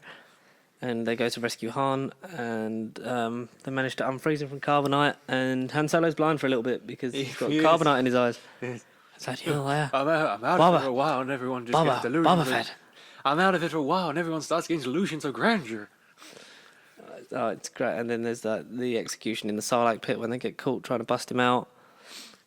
To which R2-D2 fires Luke's lightsaber at him as he pogos off the diving board, essentially. Takes out loads of people, gets shot in his robot arm, which it's basically like the Terminator, isn't it? It's like flesh over the metal skeleton. So when it gets blasted away, it's just exposed thing, and he doesn't have anything. So he just starts wearing a glove. He's starts wearing a glove because then they don't have to keep putting a fake hand makeup on him. They get away in. They pick up R2D2 and C3PO from the sand. They manage to kill Leia's in one of the most Revealing outfits. revealing at outfits. That time. Yeah. Yeah. Which started a hell of a lot of fantasies for these weird fanboys of her in the metal bikini, and then she strangles Jango Fett. No, not Jango Fett. Jabba the Hutt. Fuck me. Django There's Fett. so many names. Django the Hutt. Jabba the Hutt and the big like big slug-like creature that's crime lord. I that- still think he shouldn't have been revealed in A New Hope because I know they put back that scene where he meets Han. Yeah. I think they should have still taken it out. A brief word on the special editions of Star Wars. They're the only way you can see it now. Commercially, The original ones, I mean, I don't think we'll get a normal cut of it, which I'd like. Not Because there's legally bits anyway. that George Lucas liked to add stuff for special editions and re-releases that was basically like, it's a little bit of something new, but just so we can get new money for More old people talking about new it. money for old rope, essentially. And one of the Yeah. things was revealing Jabba the Hutt at the end of New Hope. And Boba Fett. And Boba Fett. Boba yeah, Fett's and there in the Boba Fett background was there. standing Yeah, there. he was just there. Even though Boba yeah. Fett gets revealed in and a lot of it does detract, but there are some bits that work, some bits that don't. I'm sure one day we'll talk about all the Star Wars special editions 'cause changes. Even as of 2019, it's still ongoing. It's McClunky. McClunky. I can't wait for the McClunky edition. Star Wars McClunky edition. The McClunky saga. Where just like at one point in each film in that trilogy, They have to say McClunky. They say McClunky, but you don't know where it's coming from. McClunky. I think I saw a bit in Last Jedi where they could have said it. I saw a bit in Rise of Skywalker they could have said it. Or someone would say it. Force Awakens, they could have said it. But what bit? Just before you... I don't know. When I can't think of it. when Kylo Ren's mind controlling Poe trying to find out where it is, he could have just gone, Clunky! The Emperor has come to Darth Vader because they He's come to sense that McClunky. Skywalker is a danger to their McClunky. cause of being evil people. And so what they do is they try to turn him because he'd be a powerful ally, but Palpatine wants him to replace Vader because he's younger and stronger. And it ends in a war on the forest moon of Endor, Yeah, Force Move Endor. where the magic teddy bears, the Ewoks, live, and they defeat the Empire with rocks and sticks. And there's It's magic. Chewie and Hut, they have to get the distress call before the second Death Star is ready to fire because they're like, let's just do a Death Star again. Yeah, it is. Which I like that they didn't do in the sequel trilogy. Yeah. They didn't just It go wasn't for another Starkiller it. base. Yeah. Yeah. So what they do that, and while Luke is on, he has to kill his father. It's like, I'll never join you. And he's been electrocuted. Bring the boy to me. I sense the good in you, father. And as his son is being electrocuted by Palpatine, Vader snaps. He does. And in the new version he goes no, but it's so much more kills the tension. so much more powerful when it's just like you can see what in his face, even though he's got a robot face, like what he's thinking. He's just looking at them. It's like that's my son, I have to save him, and he Yeah. throws Emperor Palpatine down the reactor core, which then causes the chain reaction to start the destruction of the second Death Star. But the electricity has damaged Vader and his breathing apparatus, because you learn that obviously from Revenge of the Sith that it's keeping him alive. Yeah. Like he's damaged and more machine than man, and he's damaged to a point where he's broken. He's and he takes his mask off just so he can look upon the eyes of my son One last time. before they edit out his eyebrows. I know. Because he had eyebrows in the original, then he didn't have eyebrows, but that's fine. But in the next edition, his eyes wiggle up and down. Give him more eyebrows. Give Hayden Christensen's eyebrow, and then he becomes Hayden Christensen. But and he dies in Luke's arms as they escape the second Death Star. The celebration of the end of the Empire rages throughout the galaxy in the special edition. Originally, it was just a Yub Nub song from the Ewoks dancing around the campfire, which was nice and small. But the Force ghosts of Obi-Wan and Yoda, who passed. He made it to about 1,000 years old and was, it was just his time. His life force was ending. He became one with the Force and became a blue ghost. Maybe I get to come back as one of those blue ghosts. You were right, Luke. Motherfucker. But they are joined by another ghost of an old man who was unknown at the time. is unknown. It's like, because that's obviously Anakin. but that's not how. That's him back in his human form, which is obviously not how Luke would have seen him. I like. There's a good thing on How It Should Have Ended where he's like he comes back as I did watch how stumps. I did. So Watch he just them. got all the stumps, like where his arms and legs should have been, but they got cut off by Obi-Wan and the bald head. But in the special edition, it's replaced by Hayden Christensen, which makes sense for the viewers in terms of like that is the most relatable image of Anakin. Yeah. But that shouldn't have been done unless it became both of them in their prime, and it became Ewan McGregor and Hayden Christensen. Exactly, I agree. Yeah, I agree. But Alec Guinness is so iconic as the role of Obi-Wan, you can't really do that. But having both of them together would have been like, oh, it's the good guys from the prequels.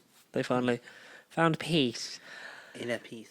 But yes, so that's the end of Star Wars until 2015. 2015, because Disney bought out Lucasfilm for about $5 billion. And we're like, more Star Wars is coming. Episodes 7, 8, and 9, which is where we are now. We went and we have the benefit of watching them all last night. All in one go. Which I think for my sake it benefited. I think it definitely it helped me. I think we benefited from it in terms of a refresh, but also in terms of the jarringness of the It pointed out the flaws. the inconsistency of the tone. It pointed out the flaws. So, shall we start? So, original trilogy, best trilogy. By far.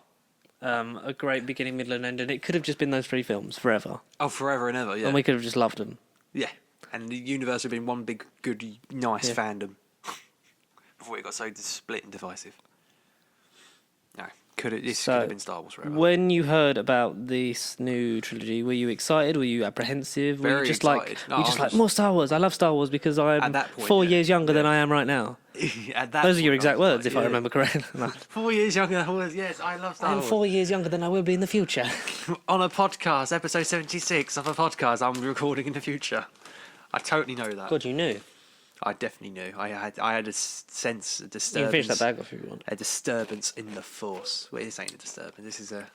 I don't know. I had an inkling in the force. My spider senses were All right. tingling back then. You can just pour them into your mouth if you want. Do you want to try a wasabi one? Oh, why not? Yeah. I thought, yeah, perfect with beer. Yeah, the best one is the jalapeno and cheese. We're not. This episode Yeah. not sponsored by Walker's Max Strong. If they want to, Then, you know, have a little sip of... Oh, all right.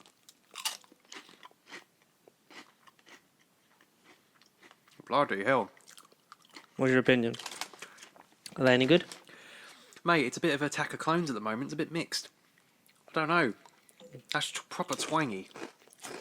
That is really twangy. Oh yeah, that's wasabi. Okay, no, that's just, yeah.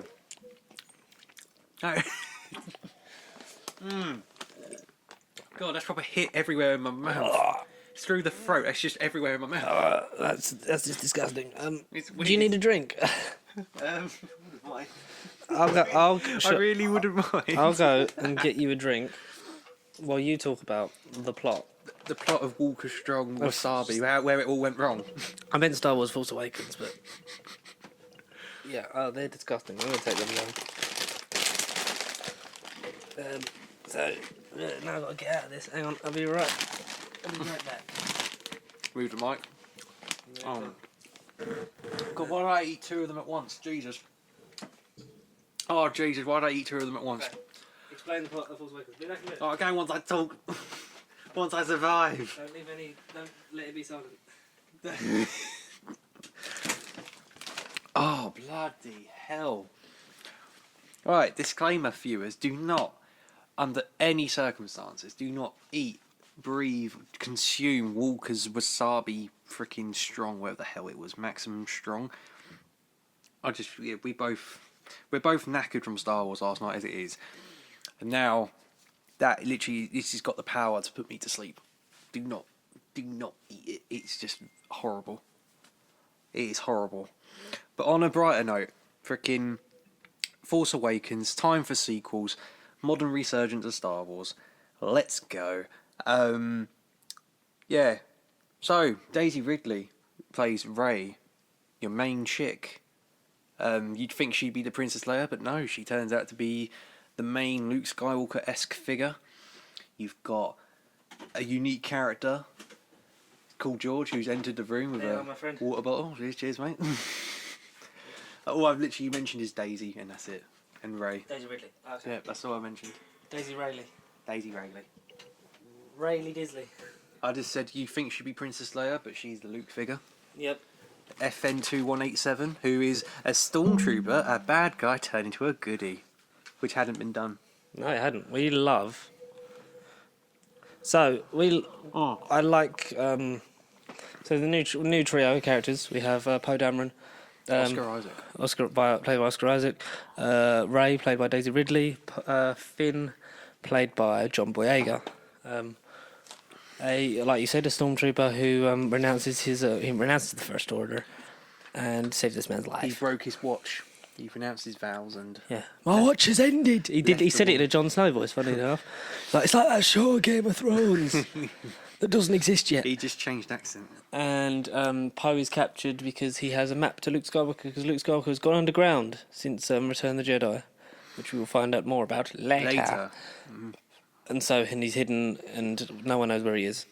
We get and Leia is the general now of the Resistance. The First Order has risen from the ashes of the Empire, led by Kylo Ren and General Hux. Such a great character. Yeah, I love General Hux. And bit of a, I didn't really like what they did with him in the last one. No, neither did. Bit short-shafted. The way he, yeah. I didn't like his ultimate fate. But, yeah.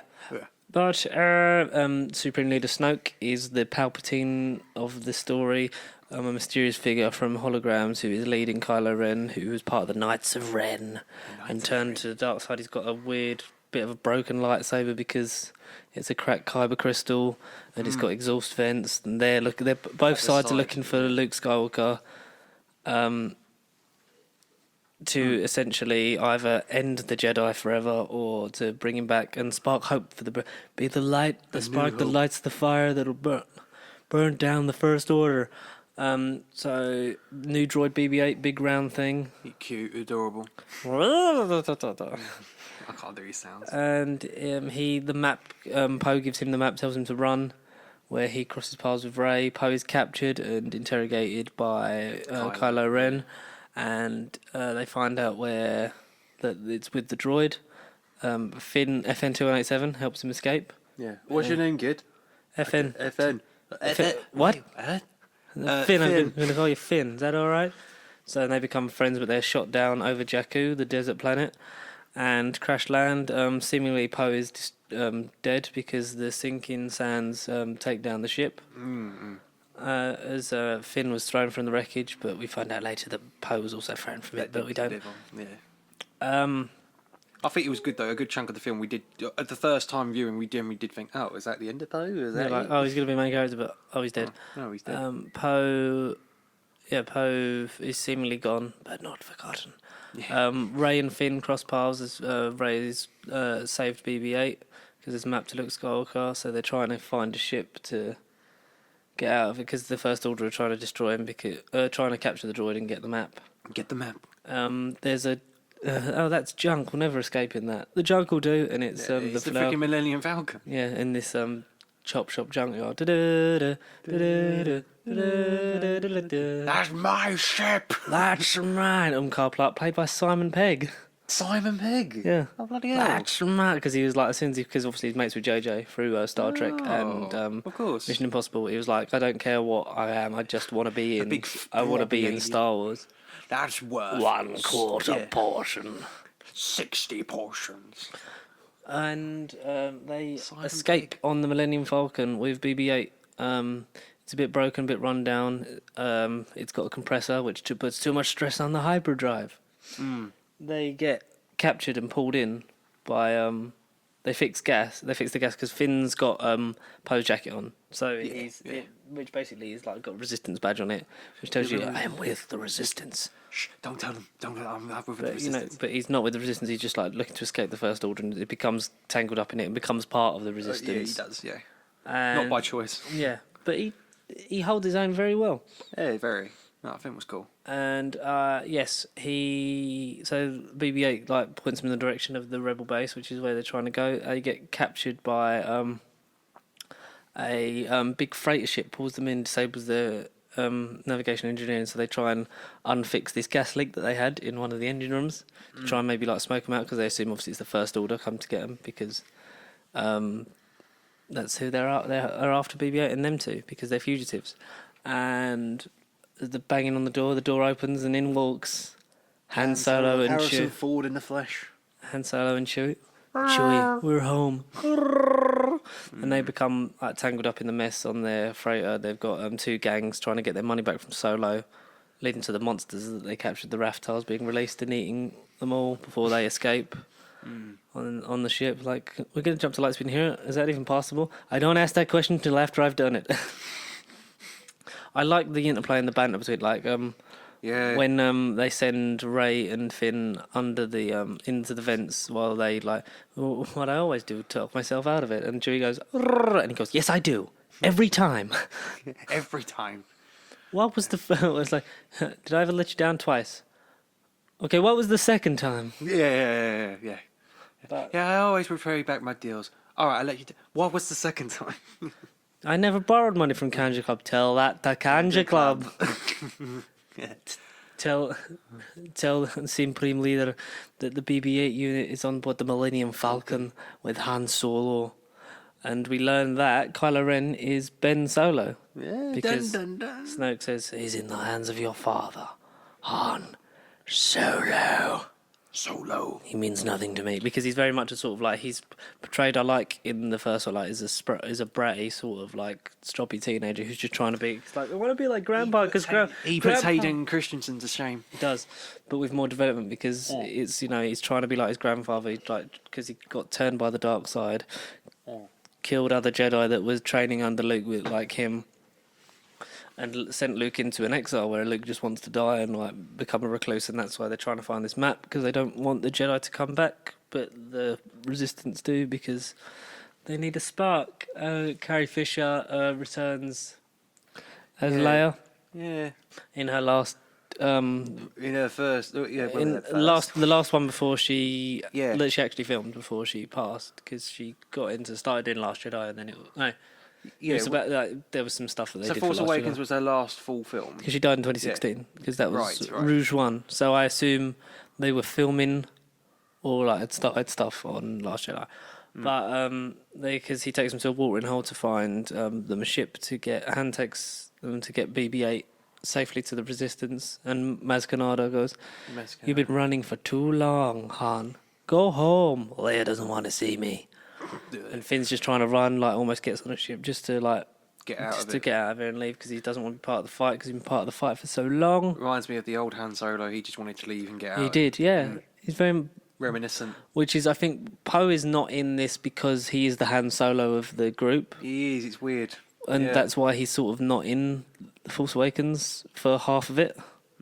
He's in it a lot more than I thought I remembered it was because I honestly Awakens, thought yeah. I honestly thought that bit was right near the end. Yeah. But so and then the First Order and the Resistance both contact like the droids here, which leads to the two sides like culminating like on top of this space bar. Yeah. The space bar. Yeah. Space bar really, and Man's castle, whatever. Ray hears this calling because she's had these visions and these like there's something calling, there's something inside of her that has woken up, and she hears this voice, Awakening, you might say. this crying of a young girl, which turns out to be her. She finds Luke and Anakin's lightsaber from Empire, which is weird when it's like, how did you get that? A good story, a good question for another time. And then we don't we get never find out, answers. right? Yeah, we don't get answers.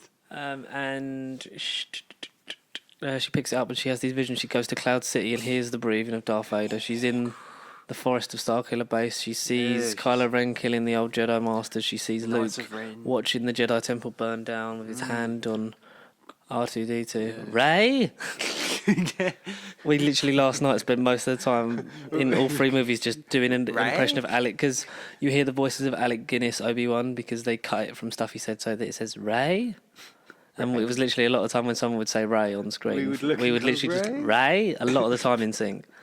And then you hear the voice of Ewan McGregor going, "These are your first steps," which I like how they close in that. But I would have liked to have seen more of some actual fucking Force ghosts. No. Now it calls to you, and she runs away because she doesn't want any part of this. Yeah, she does love She this gets somehow. captured by Kylo Ren. BB-8 gets away, so because she's seen the map, he thinks that he can just read her mind and see where it is because they've got enough of their database from the remnants of the Empire. Because it's a piece of the map, but they need the whole map, which R2-D2 conveniently has. Leia and C-3PO turn up, like the aftermath of it. They take BB-8, they get him back to the Resistance, Yeah. and they have that nice moment between them where they like talking. Like after C-3PO interrupts, goodness me, Han Solo. Goodness me. You see who? Oh, and then he just walks off. Come along, BB-8. R2-D2's on low power mode since Luke went away, and I fear he may never be himself again, but turns back on like 20 minutes later. No, quite convenient. Right at the end of it, yeah. So they use Finn's knowledge of being an ex-stormtrooper to find out where the oscillator is, which stabilises the weapon for Starkiller Base, which is essentially it's just a bigger Death Star, kind a big of, planet, Yeah. which draws in power from. I like the fact that it draws the energy from the sun and then It makes more logical sense, yeah. uses it, which is nice when they blow it up and then it's the sun core, then escapes and just becomes a burning star again. They start basically a trench run where they send Han, Finn, and Chewie to bring down the shield so that they can attack the oscillator. And while they're there, we can use the Force. That's not how the Force works. Yeah. That's not how the Force works. My favourite thing about Force Awakens is that it's Han Solo going, "It's true, all of it." Because he's a man who, when he first heard about it in New Hope, he was like, completely. "Oh, this He's like, skeptical mumbo jumbo." he Like, he was- didn't believe he it, was- but because of everything, he's like, "No, this is some real shit." Like those who knew him knew that he was looking for the first Jedi temple. He, so they managed to bring down the shields. He gets told by Leia, "If you see our son, bring him home," which doesn't really end well because he shouts at him on the walkway, "Ben!" Yeah. And as they place the explosives in the oscillator to help give the Resistance a fighting chance because they're quite low. I like the odds because they're very low on numbers and ships in this, and especially Last Jedi. Oh, yeah, very. Yeah. And It feels quite threatening. so they set all the charges, and Han tries to convince Ben to come home. I know what I have to do, but I don't know if I have the strength to do it. And then he sticks his lightsaber through his father, because that is one of the last connections he has to like the side of the light. So if he kills his dad, That's it. it seemingly is like all but over. Yeah. And then Han falls down the chute as Rey and Finn see it, and everyone's like, "No!" And Chewie, I must feel sorry for Chewie because Chewie obviously like grew He's up lost with everybody. He grew up with Ben. Like he would have seen him be born and then like grow up and been like the family pet essentially, like looking after, this child and seeing his best friend's son raised and then become evil and then kill his best friend. So he shoots Kylo Ren. Leads to a face-off in the woods where Rey's knocked unconscious by being force pushed into a tree, and then Finn, having constantly been called a traitor. Traitor. That's my favorite traitor bit. Is like that bit, and then that lightsaber belongs to me. Come get it. Yeah. And even though he's not full sensitive, which then he sort of is in Yeah, Rise that's of what I mean. Skywalker. It makes me think he always kind of was, but unknowingly. Yeah. I honestly thought they were going to be like, and he's related to Mace Windu, just because that would have been like, and he's related to the only other black guy in And the to link universe. to the prequels, yeah. Yeah. Yeah. But that's a moan for in a minute. Yeah, And exactly. he Load of puts minutes. up his own until he's burnt in the shoulder and then scraped up the back by Kylo Ren, at which point Rey uses the Force, summons the lightsaber and manages to fend off Kylo Ren, giving him a scar and causing severe enough injuries just as the planet's collapsing around them to separate them. Get in the Falcon and they leave, and they're seemingly the Starkiller Base it's done, it's destroyed. R2-D2 wakes up, they connect the map for Skywalker, and it ends with Rey travelling to Act 2, finding Luke on the hill of this island all alone, offering him his lightsaber, and then New Hope with a lick of paint. It's good enough, it's serviceable. It's a good. I think it's good for jumping on points for new fans and old fans. It's like all the bits is. that you want with some new stuff in there. To me, I'd say, not to diss the new one, because we'll get into the new one, but I felt like it was the last proper, complete Star Wars movie in terms of the feel. This is like the last proper Star Wars movie, I think, for the most part. Without getting too opinionated about the other two, the next two. Yeah, yes, it's true. Last Jedi picks up, so this one directed by Ryan Johnson picks up with Rey offering Luke the lightsaber, which he throws away. So a lot of people have the problem with Luke being sort of not as they'd expect him to be. Like Last Jedi divides opinion because it's not what fans wanted, but I love it because it subverts expectation. Yeah. You expect Luke to be like this. He'll like, I'll teach the ways of the Jedi, but you get why he's like that, why he's apprehensive, because he was teaching them and he couldn't even stop his own nephew turning to the dark side, and that's why he put himself in self-appointed exile, which Jedi Masters tend to do. Which Rey will probably do in episode 10, 11 and 12 when they eventually make them. Like, I can't teach anyone, and I speak like this now. And now I'm a Kenobi. But Rey is determined to be... like to learn, so she like just waits every single day. Everything like she's always there. I've seen your daily routine. You're not exactly busy. I like the use of animatronics and puppets. There's the cute little porgs, yeah. which Chewie like when he's barbecued one, and then like he's trying to eat it, but then I like them on the Falcon. I just like the porg shots on the Falcon. yeah, On the window. yeah. Because Chewie and R2 went with her. Meanwhile, the Resistance is trying to locate, because their base has been discovered, so they're trying to locate a new base and essentially run from the First Order, who can now track them through hyperspace. And they on their cruiser, they're caught in sort of like a cycle, because they're trying to outrun them. They're keeping it a pace away from them, but they eventually run out of fuel. Poe gets demoted because he uses a lot of bombers, and innocent people are destroyed by taking down one of the dreadnoughts, which is sort of a war class, sort of a warship that's heavily fortified, very heavy artillery, and manages to take it out. Which he gets demoted because a lot of this is Poe learns his lesson. Finn wakes up, tries to find Rey because Rey, because Leia's got the beacon to guide her home, so that she always knows where they are. Leia is used well, I think. I think she's used better in this than she is in Rise of Skywalker. Yeah. So as the ship mount the attacks, Kylo Ren's about to fire on his own mother, but doesn't. But his other TIE fighters shoot it down, and she uses the Force to pull herself back in from space, and then is unconscious for the most of the movie. Leading to Laura Dern's weird portrayal. Vice Admiral Holdo. Vice Admiral Holdo to be in charge, and so with the dwindling numbers and fuel, they're just like trying to keep out of range. She has a plan, which is to essentially use the cruiser as a distraction, and because they can't track the smaller ships, the sort of almost like escape pod like things from the cruiser, they can't track them with their technology, so they're using that.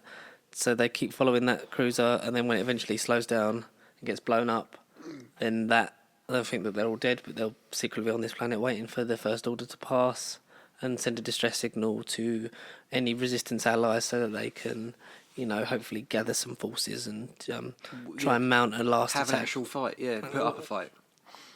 General Hux is just bullied from this point on. He was quite threatening in Force Awakens, and for the rest of the trilogy, he is just like made fun of. Completely shat on. By Snoke and by Kylo Ren, who he destroys his mask because reasons, but then puts it back together again. Yeah. Destroys it because he's just trying to be like his grandfather. He's not being his own person, but the conflict you see in him. There is good in you, Kylo. There's good in you. Rey has such a strong connection to the Force that scares Luke. He's like, it didn't scare me when I saw it before. It does scare me now. I saw immediately the strength and anger before. It didn't scare me then, but it does scares me now. It does now. It does now. And she immediately goes to the darkness is immediately calling to her, which we get a payoff for in Rise of Skywalker. Yeah, definitely. Well, yeah. But it's sort of like, okay. And she gets, while this is all happening, Finn and Rose, a sister of one of the bombers who was destroyed earlier in the film, they go to this casino planet to try and get a code breaker because they discover that they're being tracked from one ship. So instead of blowing it up, if they can sneak aboard that ship and turn off the tracker, it gives them a 6-minute window for them to jump to light speed and not be tracked, and for the First Order to not know where they are. So they do that on a need-to-know basis because Poe's being rebellious and trying to be a leader, which I like. I like his character development in this. I just don't like that he's essentially just sitting on a ship for the whole time. Yeah, exactly. Yeah, I didn't realise how much he was in it and how important he was to it. But like you say, he is just in the background on a ship, saying he's going to do stuff, and he himself isn't doing anything Because he's essentially grounded. Yeah, I know. Yeah. And so they don't get arrested before they get to that code breaker, but Benicio del Toro's character of DJ, He is Benicio del Toro. he's a hacker and a thief, and he helps them escape and says that he'll do it for a price, only to double cross them later on. As they're getting into the tracker room, Dickhead. they get captured by the First Order and Captain Phasma, who we haven't mentioned, he's the captain of the Stormtroopers, essentially, and the big boss, who was a bit of a mysterious badass, then gets killed off in this one when she has a fight with Finn, and Finn finally gets his revenge. Yeah. And just sees her fall into the pit of I forgot she died. the Star Destroyer getting destroyed because as they've run out of fuel, Laura Dern's Vice Admiral Alto, DJ has run a decryption code so that they can track the escape pods to the thing, and they start blowing them up. But they don't. But they're just pods, so there's no defences, no shields. They're quite slow, so they'd like being picked off, and there's very few of them as they get back to this old rebel base. Yeah. And start sending they send out their distress call. Seemingly all hope is lost. Laura Dern turns the ship, because I can't bother to keep remembering her name, and hyper jumps it through The cruiser. through the dreadnought. Snoke's cruiser, and which then, as it splits and then goes through like all the ships and starts taking like most of them down.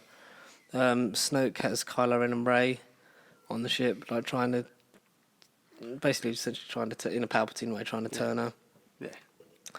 He's very Return Return of the Jedi. Yeah, very. Well, it was once called Revenge of the Jedi in original trailers. Right. So, and he has the lightsaber next to him, and as he's commanding Kylo Ren to strike her down, Kylo Ren uses his other hand to twist the lightsaber that's next to him and then turn it on and slice Snoke in half. It's like, you want to know about your parents? They were nobody. They were nobody. Which I like, because it's sort of everything. It's like, what family is she related to? It's like, nobody. Nobody. Which I liked about this one, because it's like, especially with it being the same family all the time, it was like, no, this is, anyone can use the Force. It doesn't have to just be this lineage. And they have this I love that fight scene in the throne room. That is cinematically one of the most beautiful things I've ever seen in all of Star Wars history. Oh yeah, it's up there. It definitely is up there. And they and Kylo Ren takes his army, instead of turning onto each other's side, Kylo Ren takes what's left of his army to the was it Holt? The Battle of Holt or something like that? Battle of Holt. That's the salty sand planet. The one they end up on? Yeah. It's Crate. That's Crate, isn't it? Crate, that's it. I was saying I was Holt. like, where the hell's Holt? I don't know. The Battle of Crate on this salt planet with the diamond foxes. There's a big Snowy bunker. planet, Everyone manages to escape and convene on this place that has limited weapons and defences. They mount their defence to try and take down this cannon that will essentially bust their bunker door open. There's no way out the back, but then the mysterious figure walks in, and it's Luke, who has a nice moment with Leia. Yeah. I know what you're going to say. Your hair looks. I changed my hair. Changed my hair. I like it that way. I don't like what he just gives 3PO a wink, just like, A bit weird, isn't it? Yeah. It's corny. yeah, Master Luke. Master Luke. And he's like, what do you expect? Because he says, what do you expect me to go out and face the whole, to take a laser sword and take down the whole of the First Order army? Which he does. Like, he starts doing, because it draws Kylo Ren out, they start having a fight. But then Kylo Ren discovers What are you here for? You gonna scold me? Take me to the light? No. I can't turn him. And because Luke has been cut off from the Force for so long, and you see him, and he's taking him down, and like he's drawn him out, and then Kylo Ren discovers he's not actually there. It's a false protection, because he's been buying them time so they can escape, because Rey has lifted these rocks in the cave to help them out, which is the first time that Poe and Rey meet. Poe and Rey meet, yeah. They don't meet until the end of the second movie. Like, weird. It's very weird, that. And they escape to a new base to start rebuilding their resources and fight the Last Order for one final time. And Luke just goes, "I'll be seeing you, kid," and then disappears, and then becomes one with the Force, as it took such Through energy to peace. project him across the universe and dies in peace. Yeah. And fair I feel like I've been humming that tune all it's week. weird. So that, like we said, that Poe and Rey meet like at the end of this film because they were both at the Yavin base. Was it? Yeah. It wasn't. Yavin. No, it wasn't No. Yavin. It looked like Yavin at the end of Force Yeah, Awakens. yeah, no. But they were both there because Finn comes back and then is in hospital. Yeah. But they meet, and then so spoilers ahead. If you have not seen, at the time of recording, it's the day it comes out. Yeah. We saw it last night, obviously. We're cool. We're exclusive. We're VIP. That's why. The Star Wars Episode 9, Rise of Skywalker. If you've not seen it, there are spoilers abound. If you want Get some off this spoiler-free video. thoughts, check out our video on the channel. We've actually got our faces in. Yeah, so where we just briefly talk about what we think of it as a general sort of reaction. But we're just going to delve straight into Episode 9. Go, go, go. Way back, directed by J.J. Abrams. Finally. Thank God. This is jarring, especially watching all three of them together. I think Oh, we said. very, very. It's one of the messiest trilogies I've ever seen. It is. What did you As a trilogy, it's messy. so far like going Yeah. into Rise of Skywalker? What were your opinions of the sequel trilogy? The other thing is, I thought it was going to be shit, but then having honestly watched both of the films, I'd say it was like Last Jedi did dampen it, but it weren't necessarily bad. I still had hope, but when when you picked me up in the car, I just had a bad feeling. I just thought this is going to be a complete Because a lot car of reviews crash. were like mixed. Yeah. And it was like, oh, I see why. I've seen those reviews say it's like the worst one out of the YouTuber that I watch. It said out of all the 9 movies, it's his least favourite. He absolutely hates this movie.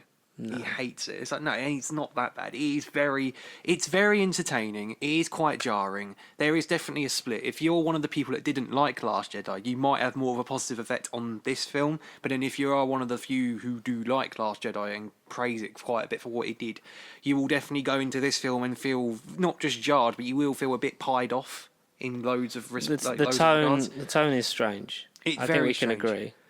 The first 20 minutes, we'll cover all of it, especially just exposition. None of the previous films have had build up really, because we walked into this film and it's just, even from the opening crawl, like I like Like, having what? call the dead speak. in it, it's like the dead speak. It's like, I'm sorry. So basically, Emperor Palpatine is communicating across the immortal plane because he was that the strong. multiverses Because he was that strong with the dark side of the Force. from the unknown regions. And the voice that is calling to these things, and it's weird because JJ said that Palpatine was always Was the plan Bollocks. to bring him back. Complete It doesn't feel bollocks. like it. So he's been resurrected on Exalor. Exalor, yeah. which Which is- essentially was Korriban. Oh, I thought it should have been Korriban. Yeah, it's the ancient spoken of planet of the Sith in the unknown regions, and so his spirit is resurrected because he obviously talked about in the prequels that is a way to cheat death, or some discovered it essentially. Yeah. And he talks about he is basically now the new master of Kylo Ren without Poe there, and his followers been secretly building this army called the Final Order Final Order. in order to essentially wipe out whatever's left of the good in the universe. And he wants Rey dead because he knows that she's a powerful Force user. He's in this body that's hooked up to this really long robotic arm. Kylo Ren hunts this Wayfinder at the very beginning. That's how we open. It's a holocron. It's a holocron. It's a holocron technically from Sith Rebels. holocron. It's a Sith holocron. Like you pointed it out, I looked at it and thought, I really recognise it, and then you went holocron. I was like, oh shit, it's a holocron. But no, Wayfinder, rubbish. It's a holocron. So what is Wayfinder to locate the Location in it. yeah. Of Exeter Gold. to locate Exelar. That's why I've been called Trenzalore. Let's call it Trenzalore. That would have been a nice. In order to locate the ancient Sith planet, because it's not on any given maps of any star systems. What else does happen? So Rey's training in this Yavin 4 base. Yeah. The I thought it Jedi- was Endor, but Yeah, it looks like Endor does look / like Yavin Endor. 4, doesn't it? Like Forest Moon of Endor. We get the dynamic of the three of them working together. We get a nice. We get Poe, Chewie, and Finn and R2 on Yeah. board the Millennium Falcon. the Millennium Falcon Yeah. because there's some people, not a lot of people reached out from their distress call from Last Jedi, but there are spies everywhere that are feeding them information, and they find out that there is a spy within the First Order.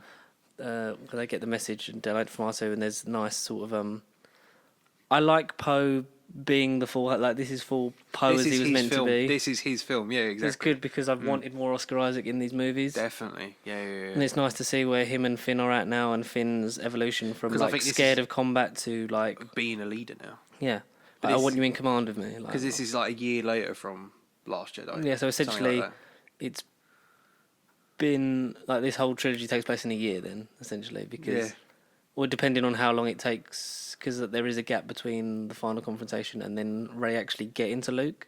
Yeah. We don't know how long that is and how long that journey actually took. But over these 3 movies and the 4 odd years of production, it's like, yes, this is what because we were always promised a new trio. Yeah. But we never really got them until this film, and then they're working together, like, finally. And they're arguing with each other and they're bickering and they're like, and they seem it's like, but like I said to you, it's like we've missed a step. Oh yeah, and it's nothing because I really like Last Jedi, but I think if we had another movie, if that was directed by JJ, I think we would have naturally built to this. Yeah, I don't think Palpatine would have just been thrown in. Definitely not. I think Palpatine would have been seeded and maybe, like you said, should have returned at the end of Last Jedi. Should have teased. Yeah. That like there is a bigger force beyond all of this, because as Palpatine says, I've been every voice in your head to Kylo Ren. So he's been Snoke, he's been Vader. And that's the thing I tried saying to you when we were watching whatever film it was. Every scene with Snoke in Force Awakens and Last Jedi, I felt like it was Sidious. I was watching it from the perspective he was Sidious the whole time. Yeah, but for me it was like just seeing it as like the nostalgia thing of how JJ did that movie. So it's like, oh, that's the shortcut hand. He's like the Sidious character because that's sort of how he acts. Yeah. I just can't help knowing like the full story now. I just can't help but think, what if he was Sidious the whole time? It's like there's a nostalgia one for episode 7, then 8 throws it all out the window, and then 7's back to nostalgia, and it does retcon some things from Last Jedi. Yeah. Should we get into the main sort of spoiler? Yeah, go on. Yeah. Go on. So go on. Rey's parents are no one because they chose to be no one. Yeah. Because her mother.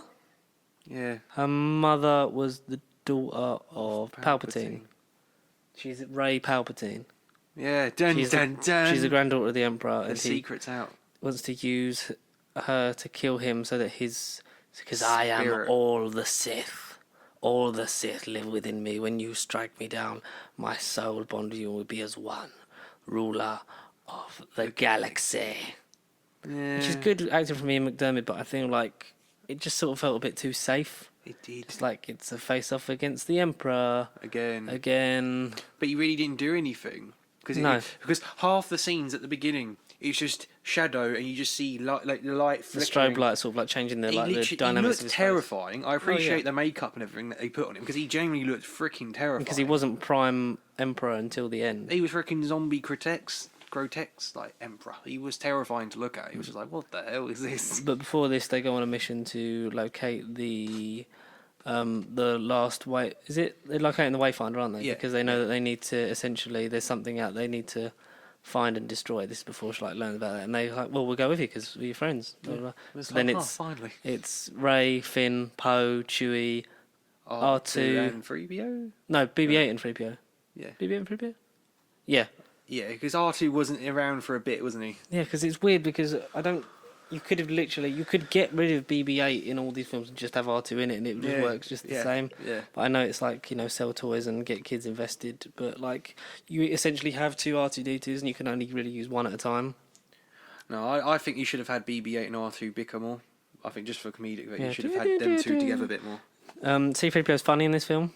Oh yeah, he's hilarious, and he's definitely he had about, I'd say, maybe 6-7 lines in Force Awakens. He had about 5 lines in Last Jedi, and in this he's got the whole goddamn script. Yeah, like, we lost him. Well done, sir. Terrible job, sir. When they're still firing at him. Terrible job, sir. They fly now. They fly now. Rey, Finn, R2. Oh no, BB-8. You okay? Yes, sir. Thanks for asking. You didn't say my name, sir, but I'm all right. And they fall through the sinking sands into this like cave system. It just feels like this is what we should have been getting. The whole time. Yeah, the whole time. It feels cheap and unearned. But I like it. But I just wish that we'd have got to that first. We'd have like come and thought, you know what? We'd have naturally built to this, but we didn't. But I still like it because that's what we wanted. We wanted this trio. That's the thing. It is what we Chewie wanted. doesn't die. Yeah. No. No, I didn't think he was going to die. I'd been very shocked if that did happen. It was annoying Yeah, at the moment. because You're it like, was. "Whoa." Well, because also it was like it would have been nice development.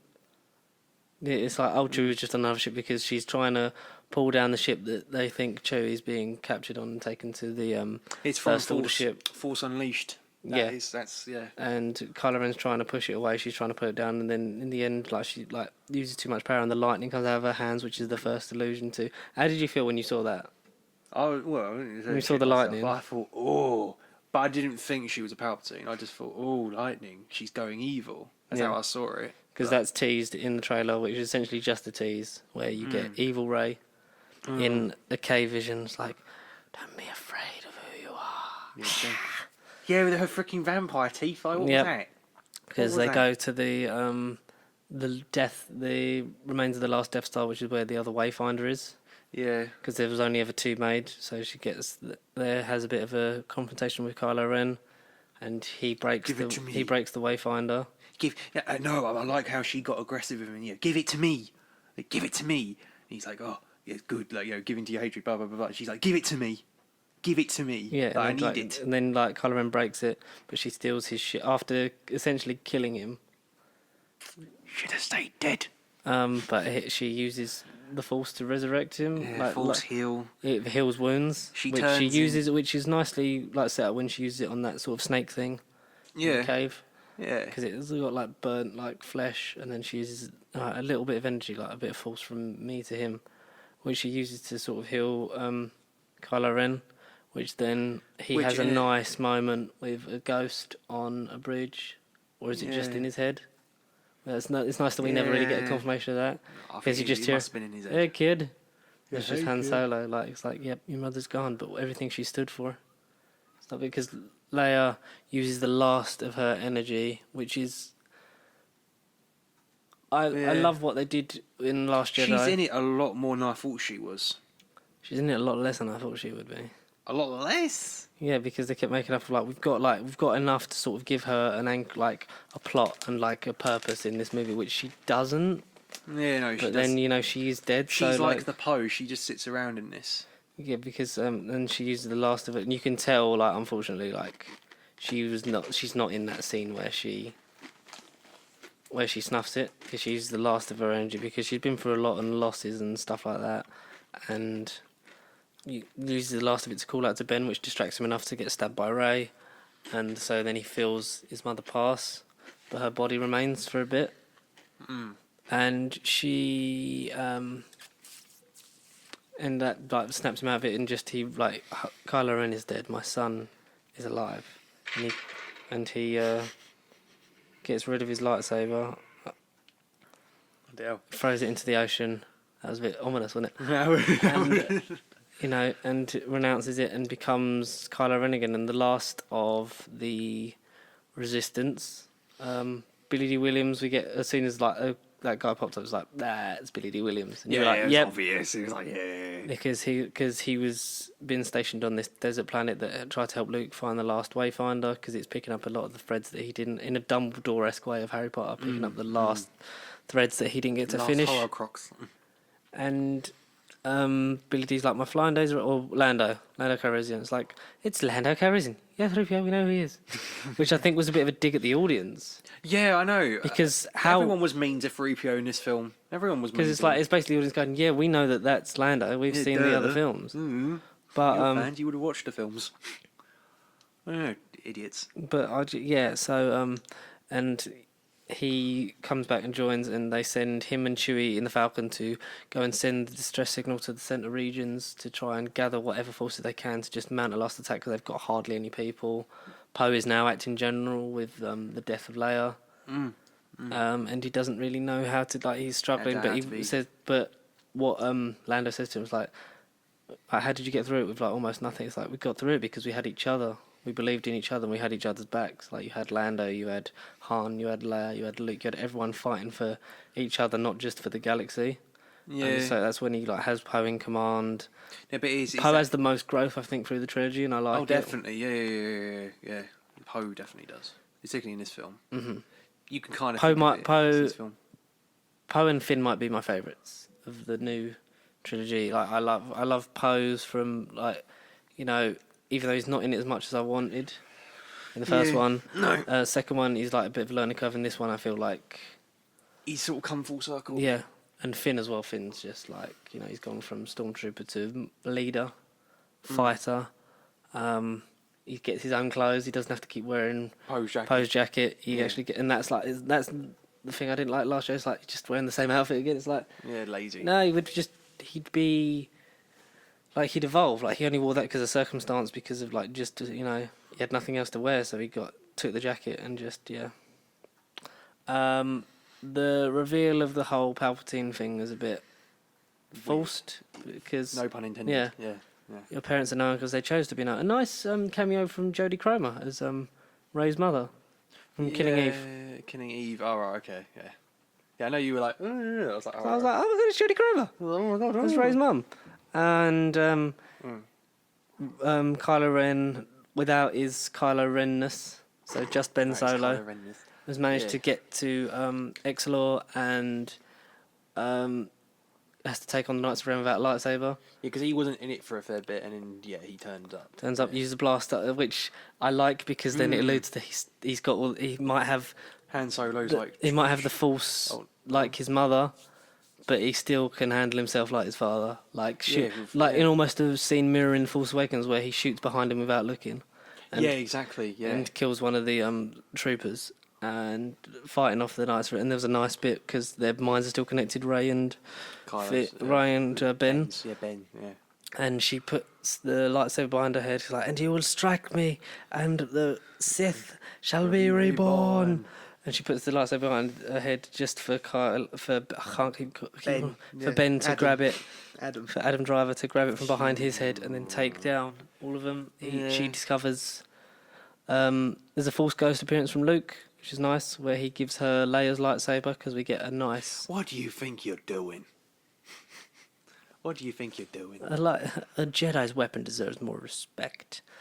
Oh yeah, like Last Jedi. Yeah.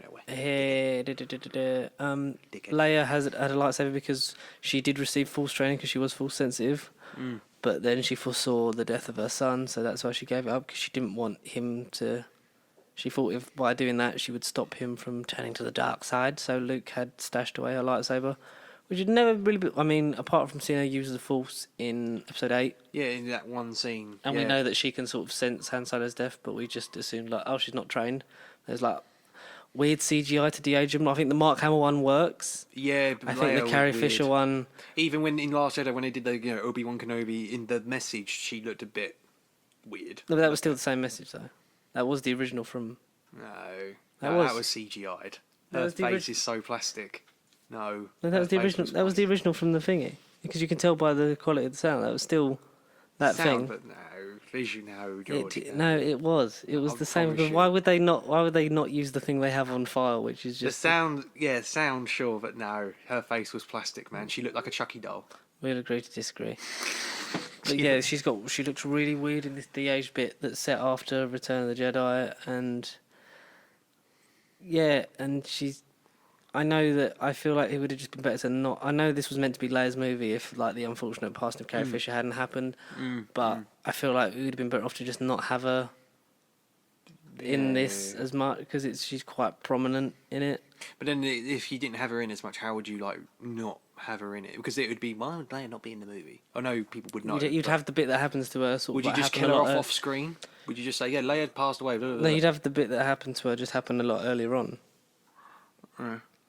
And the whole thing with the Jedi is like, I don't know, and Rey's trying to call to the, be with me, like all the past voices of the Jedi, like the Force ghosts, like she can't hear them, which she does in the final confrontation, but we'll get into that in a second. And so with Leia and Luke's lightsabers, Ben and Rey fight off the troopers and start to fight off the Emperor until he starts draining their life force. Soul. Which I've never heard And uses that to sort of resurrect his crippled corpse and become full-on Emperor Palpatine. And But I thought it'd as be I like- fell, I will throw the last of the Skywalker bloodline. Just throws Ben off a cliff. Oh, he does, yeah. Which he And- should have died again. Yeah, and Rey, like she finally hears them all. Yeah. All the Jedi, she hears. Here's them. These are your final steps. So you get Ewan McGregor, you get Samuel L. Jackson as Mace Windu. That was a big prominent one. You get Qui-Gon Jinn Oh no. because he was at the end. Like he was, I think he was just before Mace Windu. Like you hear Liam Neeson. You hear, I think there's a bit of Alec Guinness mixed in there. There's Yoda, obviously. There's Luke. Yeah, I heard Yoda. Yeah. I don't know if there's Leia. I think Ahsoka's in there. Kanan Jarrus from Rebels. You hear all the Jedi. It's nice, but I would like to. But they're not there. Yeah, I would like to have. I would have liked to have seen. And you were just like, they're going to be there. And I was just like, are they actually there, though? you got so excited. I was so excited. I was like, oh my god! Like, because the fact that it sort of ties together all of it. I know. It's true. I would have liked. I wouldn't have liked all of them because I know that's a bit too much. There's just a lot of people as Force Ghosts. We got. I heard people were going to... I heard basically to end the Skywalker saga, they were going to resurrect Anakin, and Anakin was going to be the one to do the final blow. But would I you heard think that that. would have been too much? Or That would have been too much resurrection in one thing. Yeah. I would have liked Anakin to have had more of a prominent voice Hayden in our head. Christensen. Yeah, because you hear He should Hayden. have been You there. hear Hayden Christensen. Yeah.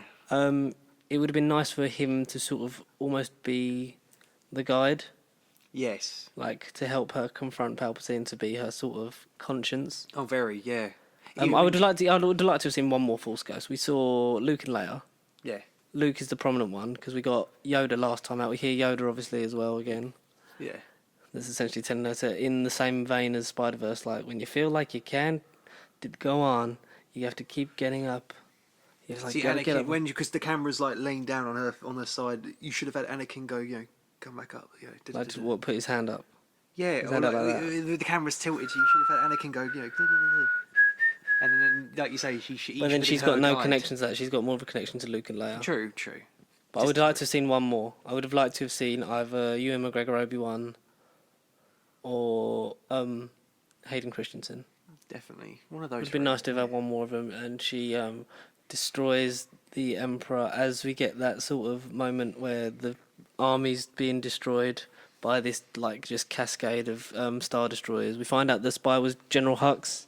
Yeah. Gets killed off by Richard E. Grant soon afterwards. Should be in the army, well, What no. an arsehole. What an arsehole.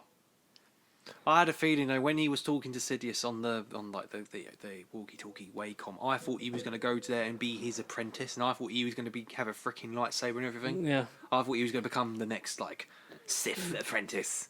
It was, yeah, and it gets like dispatched, and it's like becomes just comedic relief, which is a shame for Donald Gleason because he's a great actor. He's amazing, yeah.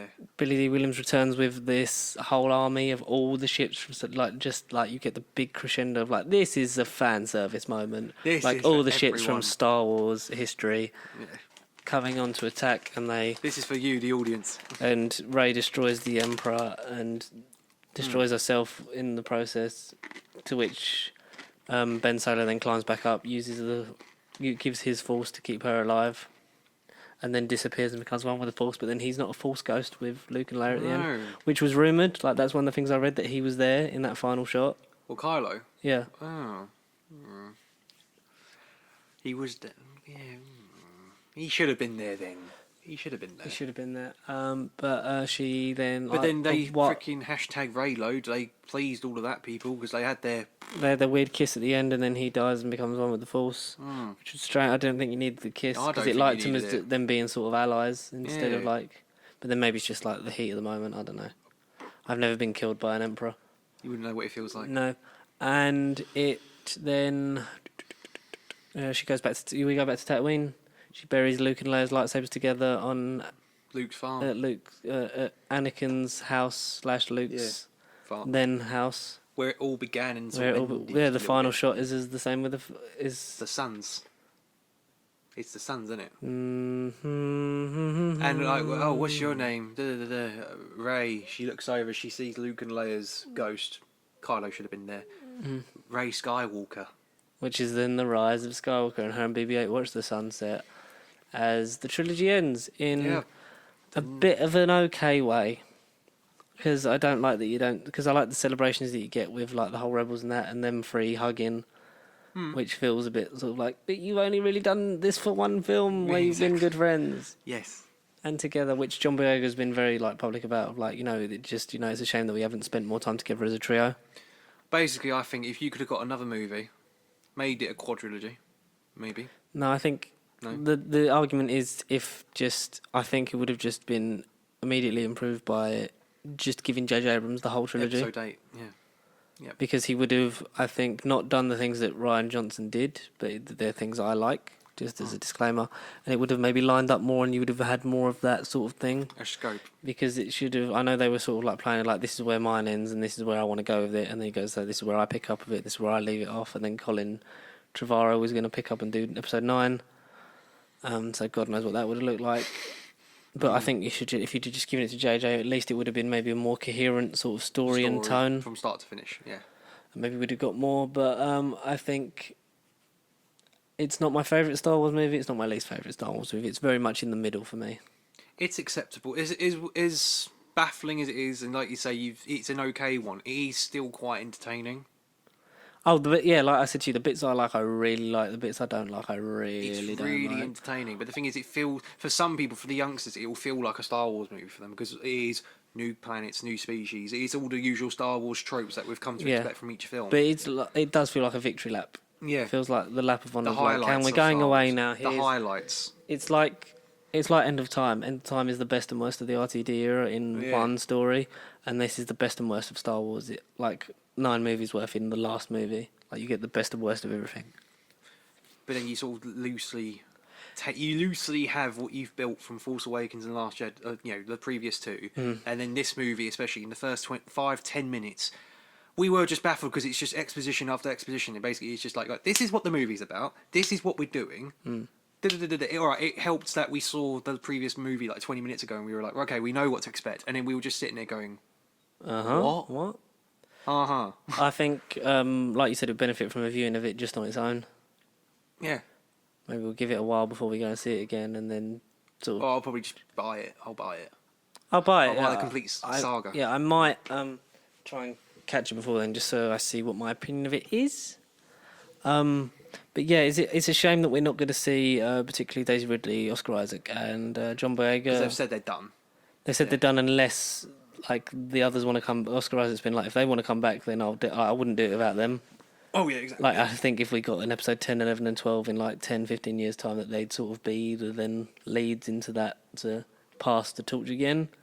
Because I know that there is plans for more, because it's a money-making thing. Disney are not going to stop making money. No, they are going to make more Star Wars movies, absolutely. But I think when you look back at this trilogy, how much, uproar and people just getting angry and people not liking... It's social. It is a social... Not necessarily social media, but it is the whole social... Hounding people like Kelly Marie Tran and Daisy Ridley off social media because of the negativity of it. I think they're definitely sort of done with it. Rose is very short-shafted in this movie. Yeah. She's barely in it, which is a shame. Yep. But all in She's getting all, a sequel trilogy. Yeah. A lot of good ideas, not all of them land. Not all of them executed either. Yeah. Some of them got changed and shot. Like 80s Who. There's a lot of good ideas, they're just poorly executed. Yeah. Definitely my second favourite trilogy. By far. I'd say if I had to rank Rise of Skywalker in there, I think it'd be about 6th or 7th. In terms of movies, it'd be about in that area. How would you rank out of just the modern trilogy, the sequel? What would you rank out of the sequel trilogy? Out of the 3, what would you put for first, second for? I enjoyed Force Awakens a hell of a lot last night. So did I. Because it's been a while since I've watched it. And I was like, this is just nostalgia. That would feel most complete Star Wars movie. I'd say I'd maybe do it in release order. I'd maybe go 7, 8, and 9 in terms of like what I like the most. Because I really do like Last Jedi. But like you don't get as much of it. I know like the nostalgia kick last night was just a bit like, this is just it's just stupid fun and everyone's back. Yeah. But they are quite close. So what, 7th? I think I'd have to watch Rise of Skywalker again. So 3rd would be Force Awakens, 2nd Last Jedi, and then what for now? Would you say Rise would be first for you? No, 3rd. Oh no, 3rd. So it's 3rd. So it goes like 1st, 2nd, 3rd in terms of like 7, 8, 9. Just for now. I see. Well, I think. I really like Last Jedi. Last Jedi 3rd, Force Awakens. Oh, I don't know. Is it better than Force Awakens though? I don't think so. fine. Rise of Skywalker second, then Force Awakens. I suppose it's the best out of the sequel trilogy. I think for a beginning, it was the purest. It for was. the It was the beginning, it's the yeah. most like a Star Wars movie. for the beginning of a trilogy, I think. Yeah, it was a solid beginning. So, yeah. And we got a solid-ish end. Yeah, like you say, it was the best that they got given. We've seen movies in similar scenarios where they've had to just end things and they might just come up with convoluted plots at the last minute. But I think if we had to sort of rank them movies, I think this would be on the higher end of that. It definitely did its job well It's definitely enough. better than the majority of the prequels. Yeah. Again, there have been one or two tweaks I would have personally done to it. Ideas that I would have wanted explored, and maybe like newer lessons for the trilogy or Rey to discover. Rey? Rey. But mate, don't tease Force Ghosts and then don't actually show us them. Like, that's just the thing that ticked me off the most. Just don't give us the fan service and then don't give us the service. We got a question. You've got a question? We've got a question that's been sent in to us. All right. We didn't have an email, but because I was talking to my mate Jack yesterday, who went to college with me, he went to the Triple Bill as well. Yeah, So we had a bit of a chat about everything. He also made a good point. I want to go run on. this by you before we get to his Go question. on, Jackie. He didn't. He said like because obviously he had work today, so he didn't have time for an email, which he wants to rant about this at a later date. Oh, fine. You go ahead. But he said for now he's just sent in one question, which we're going to quickly get into before Yeah. we wrap this up. But he also said this to me earlier, which I want to see how you feel about this. You've watched Lord of the Rings, right? Only the first one. Oh. Yeah. Just realised the final battle copies Lord of the Rings. Oh. Rey is Frodo, gone to destroy the powerful evil that's trying to come back. Right. Poe is Aragorn, rallying troops for one more fight to buy time. Finn is the Rohango who fights the Nazgul by gunning the tower. And Lando is Gandalf with the hey, isn't this convenient army? I'd want. Yeah. I will watch them soon, but I want to say yeah. Yeah, it's very, when I read that, I was like, I can't unsee that. So, Jack's question. Friend of the show, hopefully. I don't know. Hopefully. Fingers crossed, Jack. If you was to change one thing in this film, what would it be? And do you think that would improve, would fix this film? So, like, improve sort of like the outcome? Because there is a lot. What would I change? What would I change? So I think Kylo's death. I just instantly go to Kylo's death. I honestly just think, I don't know how Have it him would die have. earlier and have him No. When she killed him, let Just him die. die and let her temporarily flip. accept the darkness for a little bit. All right, she will still feel guilty about it, and ultimately she'll turn good and whatever. But like, let her and let the audience see what the dark side kind of does to you psychologically, a little bit. Yeah, loosely. I get that. But then through some shenanigans, Ben Solo could have still happened and come back in the final fight, been a Force ghost, and helped her beat Palpatine at the end, or whatever. But like, I don't know. I just think Kylo and the dark side should have still been, the balance aspect should have been more prominent for me. It should have been.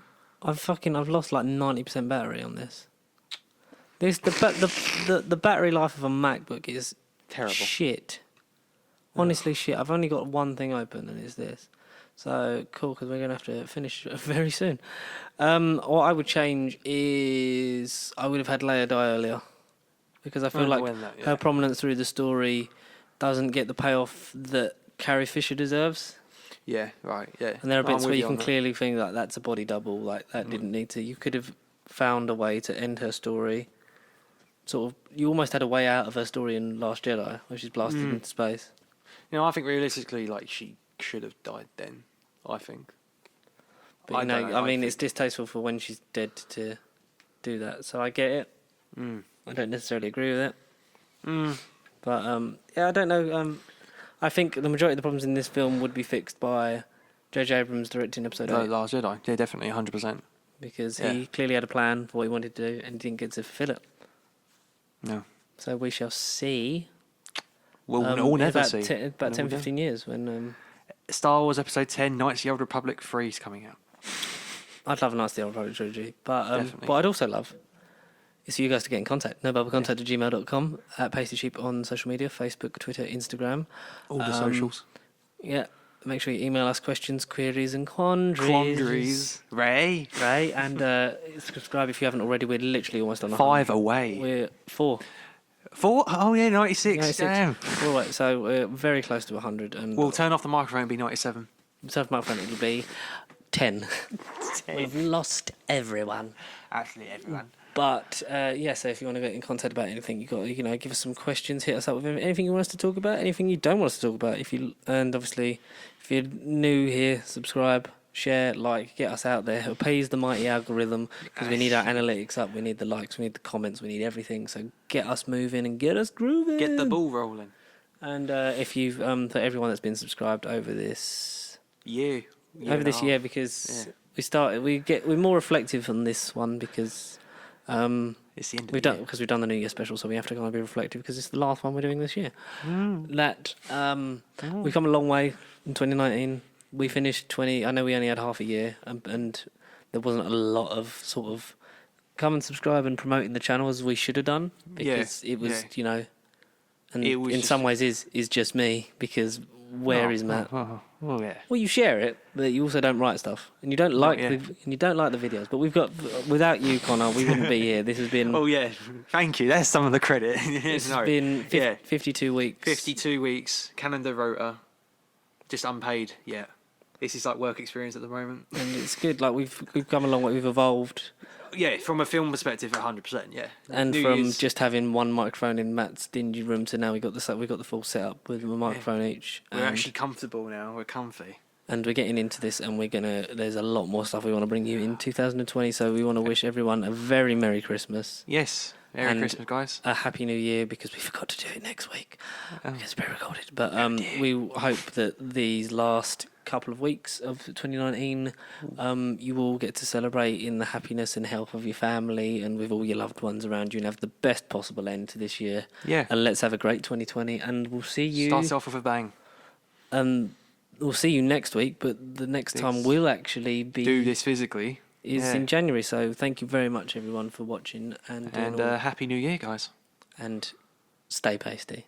Yay! Yay! Said it.